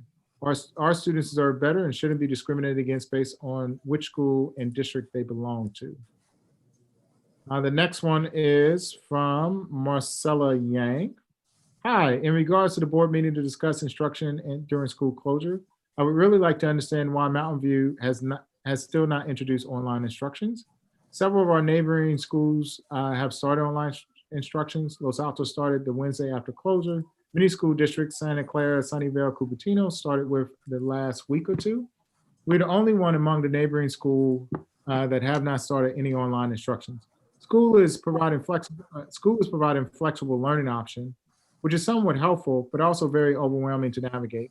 And the majority are online and self-paced, which is very hard for a working parent to always monitor and track. I understand there's a concern on the digital divide. However, other districts are also facing similar situations, like Sunnyvale and Santa Clara. Yet they are already up and running with online instructions. It's very hard for working parents to manage teaching and working 100%. I feel that the burden has been placed mainly on parents to figure out, with the school district cheering on from the sideline. I strongly suggest that the online instruction be reviewed again, especially now that the closure may extend longer than originally intended. The next one is from Michael Chudzik. It's on thing to be unprepared, like you clearly are, for scenarios like this. Hello, earthquake, shutdowns, etc. It's another completely to not react and helping parents by enabling online classes. Schools elsewhere have managed to enable free Zoom classes. Why haven't you? Do I get my education taxes back for the lack of education? Step up now and do a better job reacting. The rest of us have. New why? What is our district's distance learning plan? Many other public school districts with the same concerns of equity as ours are assigning teachers to conduct 2 to 3 hours of online classes via Zoom and other platforms. More so since we have so many parents where both are working. It's very hard to manage our kids' education and our own work. RE equity, everyone has been given a device, has been given access to Chromebooks and the internet. When is the district planning to start online distance learning? Next one is from Christopher Chang. Dear Honorable Board of Trustees, in reviewing your distance learning plan, which we haven't produced yet, I encourage the district to formally adopt for remote learning an LMS for elementary school and one for middle school, planning to complete your year in remote format. Nationwide, the majority of schools are using free Seesaw for elementary schools and free Google Classroom for middle schools. Many schools rolled both out just these 2 weeks, even as their kids were already home. Google Classroom can be synced with Remind app to text students Google Classroom info for those without internet.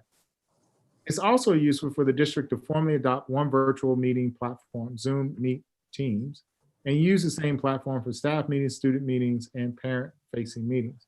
It appears there right now, school sites and teachers are varying on what they do and use. I would recommend Google Meet since it has the most stable phone dial-in option.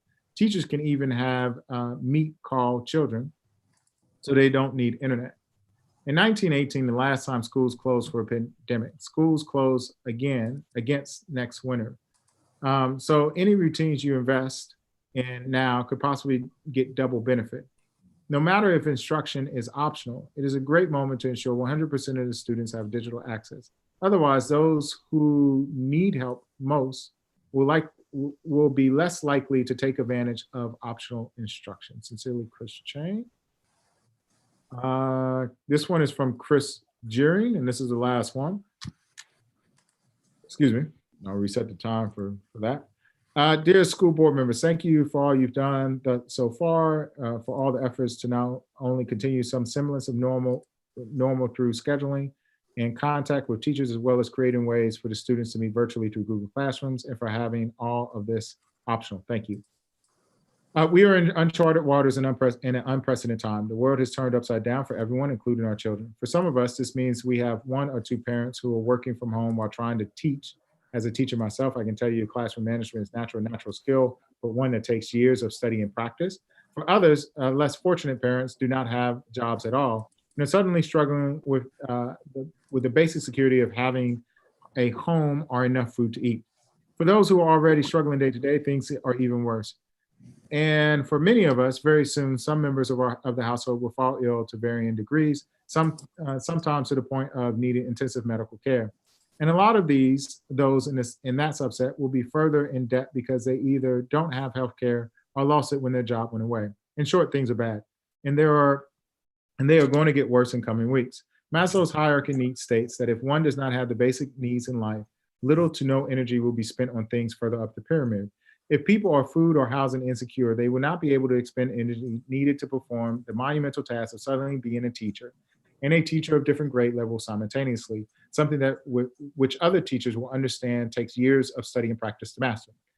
Placing families in the position of needing to take attendance, track assignments, keep children on task, understand the development needs of different ages and stages, or even be able to keep up with the sheer effort of keeping a child engaged on a computer. Younger elementary students, kids, not only should be sitting in front of the screen all day, they don't have the executive function to stay on task, or not to push all those enticing buttons.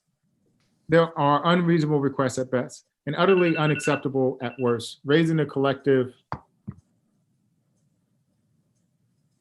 Will you email the remainder of the comments to trustees, please? I will. You'll get both of those right now. Thank you, Dr. Rudolph. I think at this point, we're going to open it up to comments from trustees. And I think I'm again going to start this off. There's a common theme that I'm hearing in a lot of the comments and feedbacks from some parents. And I realize that some of our parents are more vocal than others. And that is that online instruction is sort of this high demand product. I think the reason why it's a high demand product is because the burden of teaching has now been placed on all of us working parents. I will confess, I am a full-time working parent with 100% custody as a single mother. I am not immune to what is happening right now, and the full onus of what is occurring in my household is on me 24/7. I do not get a break, and I am working, and I am trying to keep my son on task, who is very, very easily directed. I can only imagine what people are going through whose kids are not as easily directed, in that whether it is to keep them on task, if this hypothetical online instruction were to be occurring, it won't take that burden off of parents. And I wanted to just point that out. I think we also have an issue with parents of middle schoolers who they may be more focus oriented than our 6 to 10-year-olds could be. So there's people with varying needs across age groups. So it's a challenge. And I just wanted to comment on that. My own son, his teacher, I feel, has been doing an excellent job getting himself up to speed and figuring these online tools out, because not every teacher is connected or comfortable online. And we've had connectivity issues where he has scheduled Zoom meetings that have been canceled because his internet has gone out. When you search up online now, I'm like, hey, can we boost Wi-Fi at public places? It says no, a lot of the internet service providers, and the internet load is much higher right now. So there are problems. So I just wanted to kind of start off my comments with that, and maybe it's something we could look into, is having the city try to boost Wi-Fi if they have it. I was thinking in the Castor neighborhood, per the map that was presented, we have a senior center, we have a city-run preschool. I don't know if they have Wi-Fi there. We have a teen center, and several churches. Not that those are city-run, but there are options perhaps in that neighborhood to reach out to partners that we may not have looked at. But going to the trustee questions, do we want to start grading? And as a parent working full time and trying to do all of this, I don't want to pursue grading. I think it's, I'm not sure how that would work. Again, per your comments of what medium do we have to turn in? I have a broken printer here. I can't print out material and turn it into the teacher. And unless they provide an online system where my son could fill out stuff showing his proficiency, I'm not sure how you could grade him. I don't have a scanner either, so I can't do paper copies and scan it in and send it to the teacher.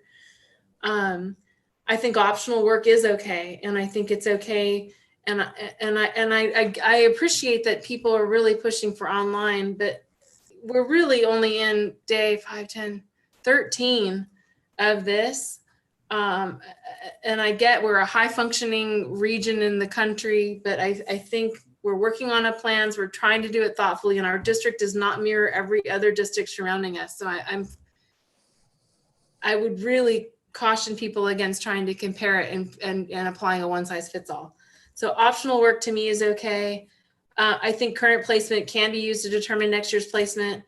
I would like us to maybe consider a pass-fail system and trust that teachers understand the individual and unique with their individual and unique knowledge, understand how to make this determination. And it would be based on obviously clearly defined criteria in the event they would make a fail determination, which hasn't occurred very frequently in the higher grade levels, as was already pointed out. So I am somewhat in favor of either pass fail or just current placement determines next year placement. And I do like, my other comment is I like the weekly packet print option that was mentioned. Again, I don't have a printer. It's broken. I should have one, and I don't. Perhaps though, this could be a site by site thing that could be determined how many people might need that option just to save on printing costs. And I'll stop there. I'll open it up to other trustees. Trustee Gutierrez. Thank you, Madam President. So we're all in this together. It's a very different situation. 3 weeks ago compared to today, no one thought that our world would be upside down. We see that in the private sector where I work at, in the company that I'm a part of. I'm fortunate to be able to work from home. I'm lucky. That's the exception. That's not the norm. And these times aren't the norm. So I agree with President Wilson's perspective that, and I was sharing this with Trustee Blakely beforehand too, that I think with all due respect, we need to have a little bit more of a bigger perspective on what things are really happening right now, not just in our city and in the county, but in the United States and the world.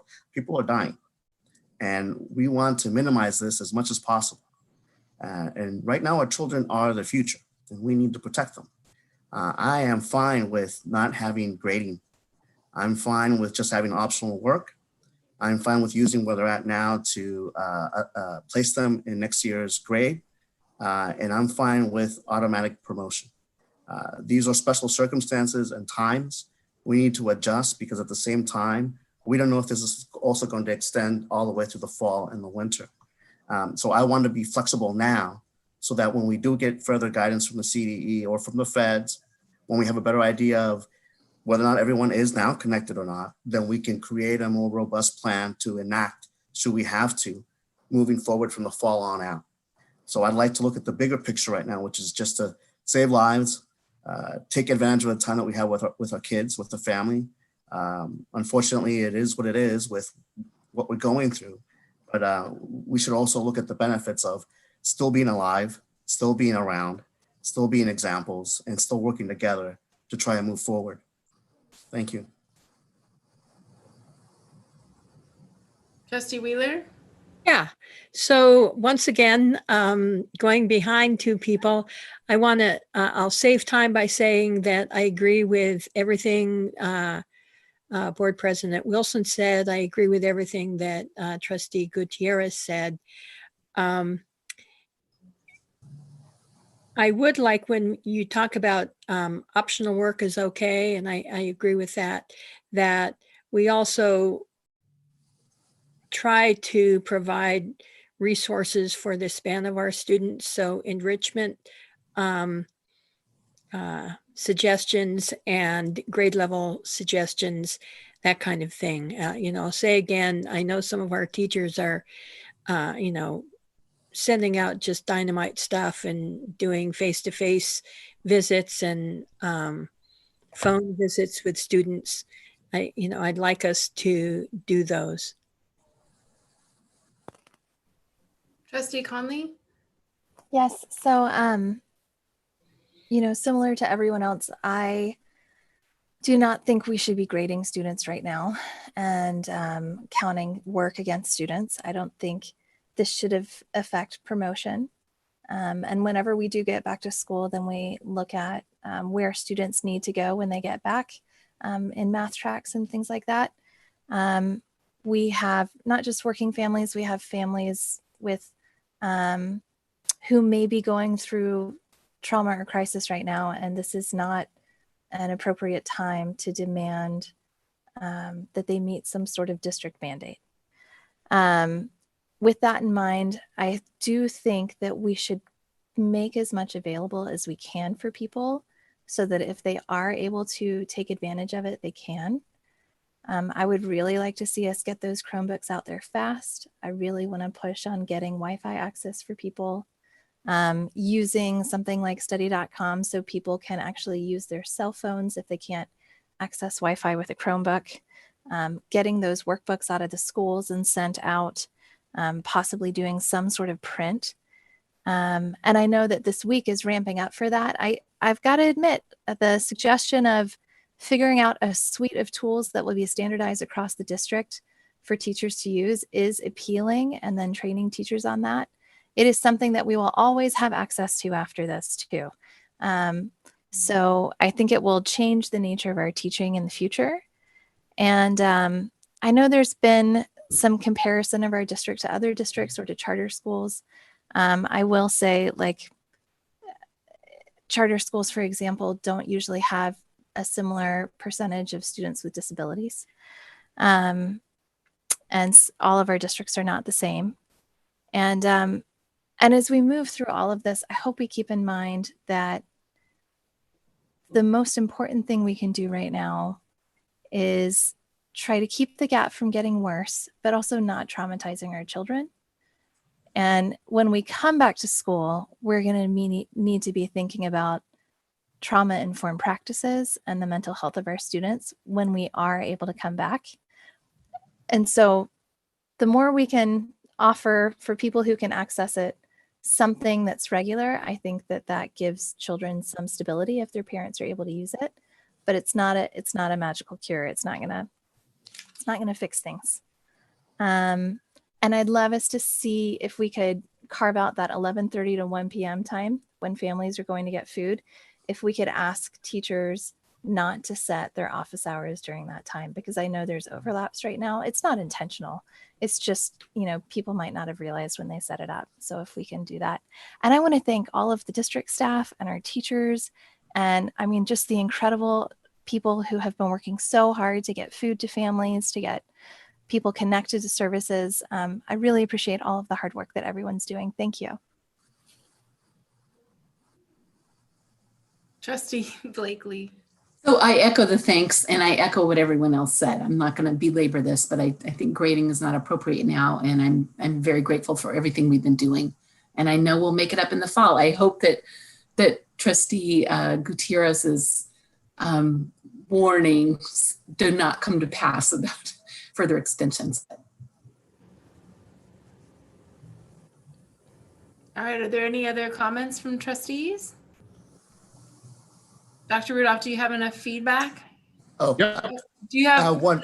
I have Trustee Gutierrez and I have Trustee Conley. Yes, I am so sorry.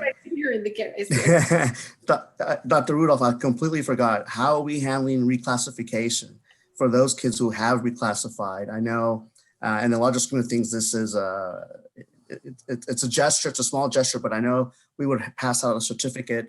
Would we be able to mail those to them?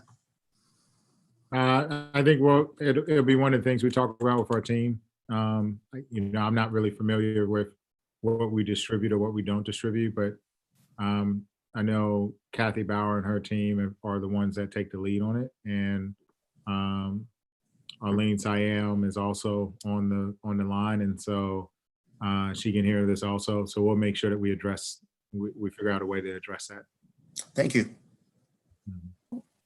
Before I forget, so when we were talking about Wi-Fi blackouts, like I live in the neighborhood where Castro is. I live pretty close to the school, and you've seen me turning my video on and off tonight because my Zoom screen keeps freezing. And one way to get it back is to turn off video and let it kind of build up some latency and come back. So even if we can get Wi-Fi to everyone, these tools are not perfect, and Comcast is not perfect, and it's just going to be messy, but I think we should do the best we can.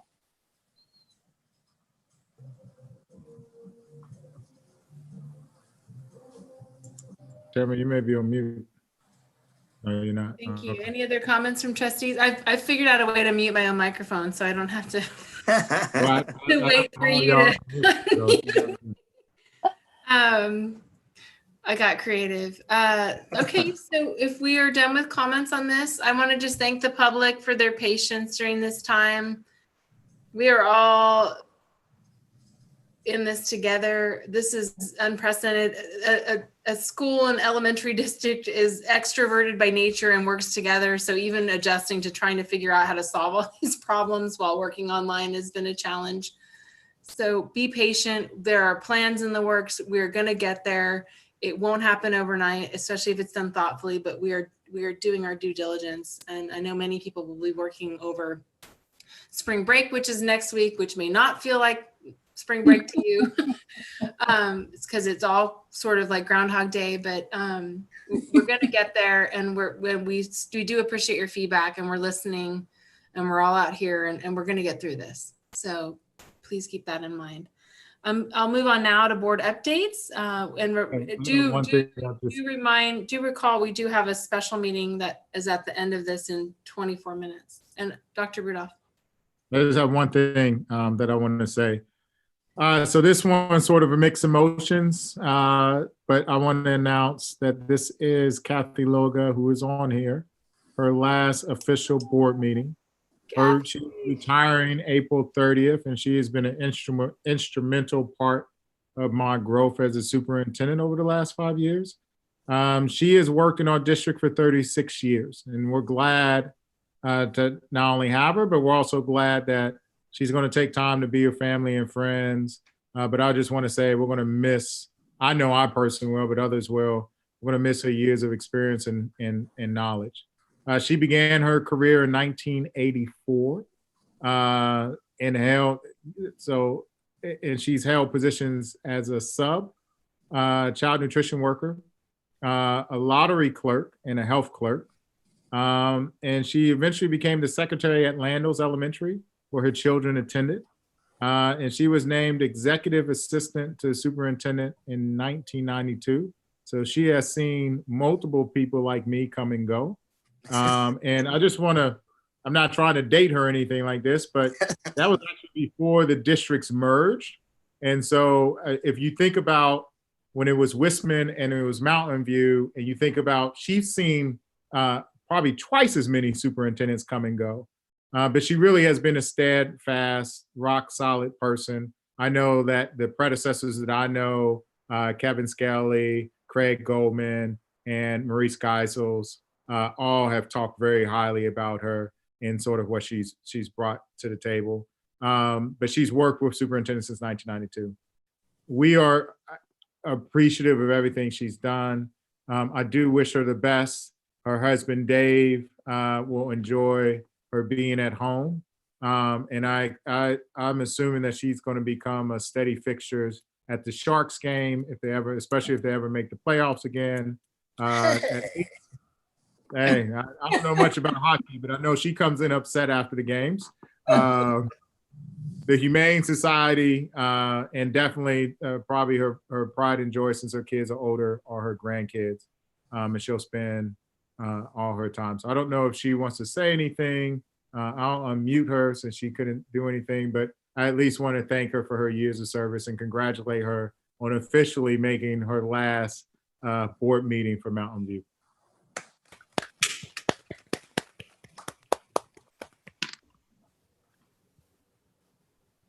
Each.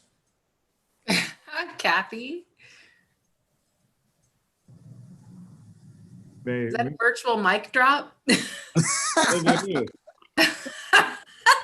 Mm, I think it is. All right. But she's unmuted if she there wants she to come is. back. She's there. No. Nope. You got to unmute, Kathy. Oh, Yep. she just muted herself. She's muted. Oh, maybe she doesn't want to say anything. I'll unmute her. I'll try it again. Kathy, I unmuted you if you wanted to say anything, or maybe you're muting yourself so you don't have to say anything.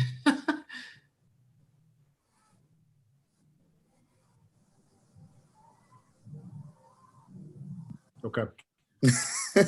Well said, Kathy. Thank you, Kathy, for everything. Kathy. Thank you. All right. Okay, I'm going to move on to board updates. Given that it's a late hour, I'm going to request that people just send their board updates to Miss Rodriguez. Is that correct? Yep. Hey, Kathy. Kathy's on here. Oh, Kathy.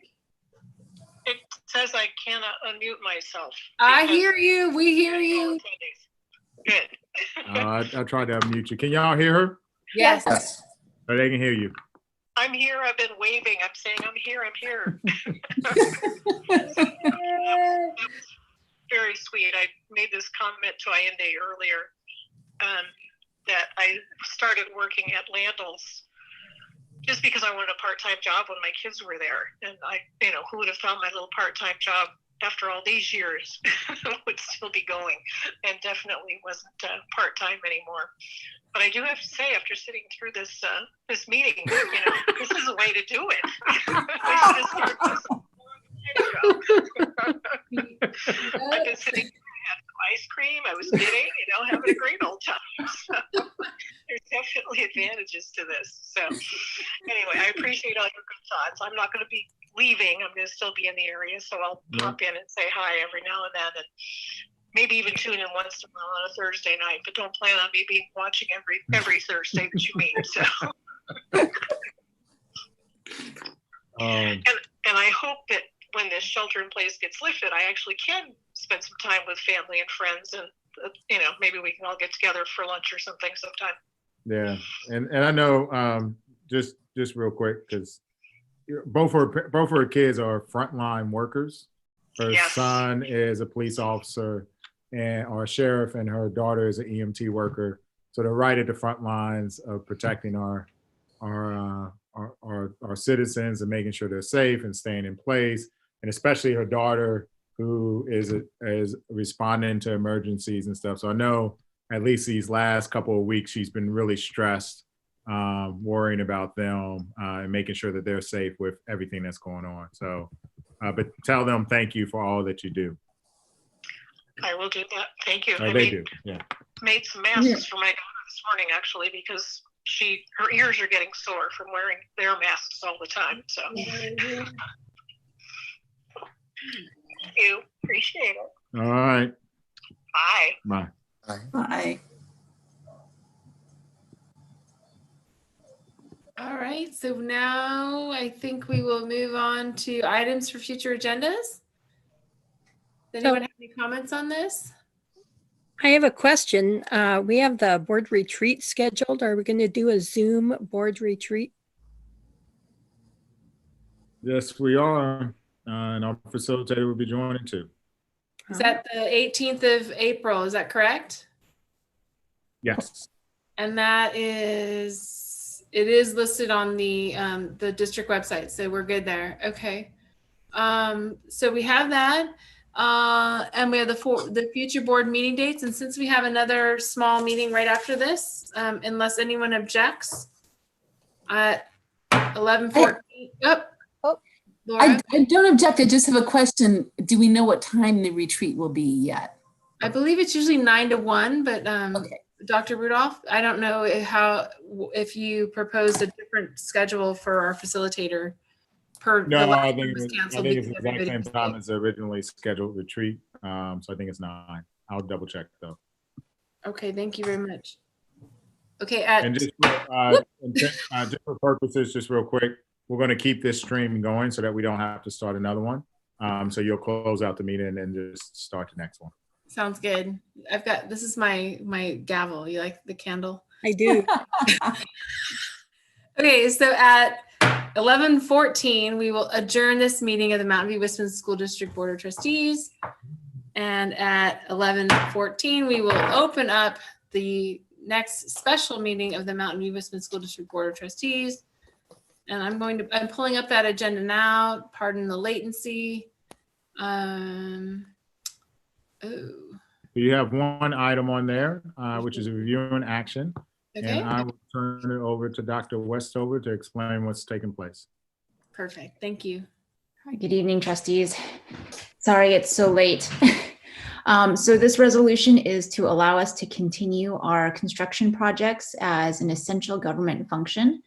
In speaking with our attorneys to get guidance on what is considered essential, they recommended that the board approve all of our projects as essential because as it's a fluid situation and things change. For example, we want to get the Vargas traffic signal in so when children return that they have a safe way to cross the street and it's safe for traffic.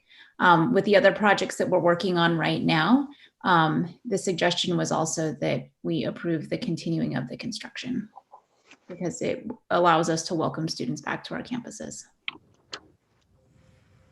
Thank you, Dr. Westover. Are there any trustee questions on this item? And I'm assuming there are no members of the public left online, Dr. Rudolph, or on the phone?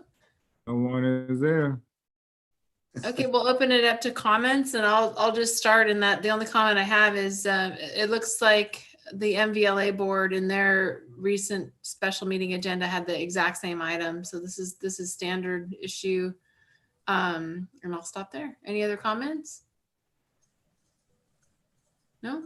All right. So is this an action item? I'm sorry. I've It forwarded action to the item. agenda. You Got have it. to vote. Okay. Can I have a motion, please? Oh, Ellen, do you have a comment or question? I have a motion that the board approve and adopt resolution number 06-0402-20 designating public works project as an essential government function as presented. Second. All those in favor? Aye. Any opposed? Okay, and a motion moved by trustee Wheeler and seconded by trustee Blakely. The resolution passes unanimously. Thank you, trustees. Unless there are any other issues on this item, it looks like Nope, for that's some it. reason when I click on agenda, it's just popping up this.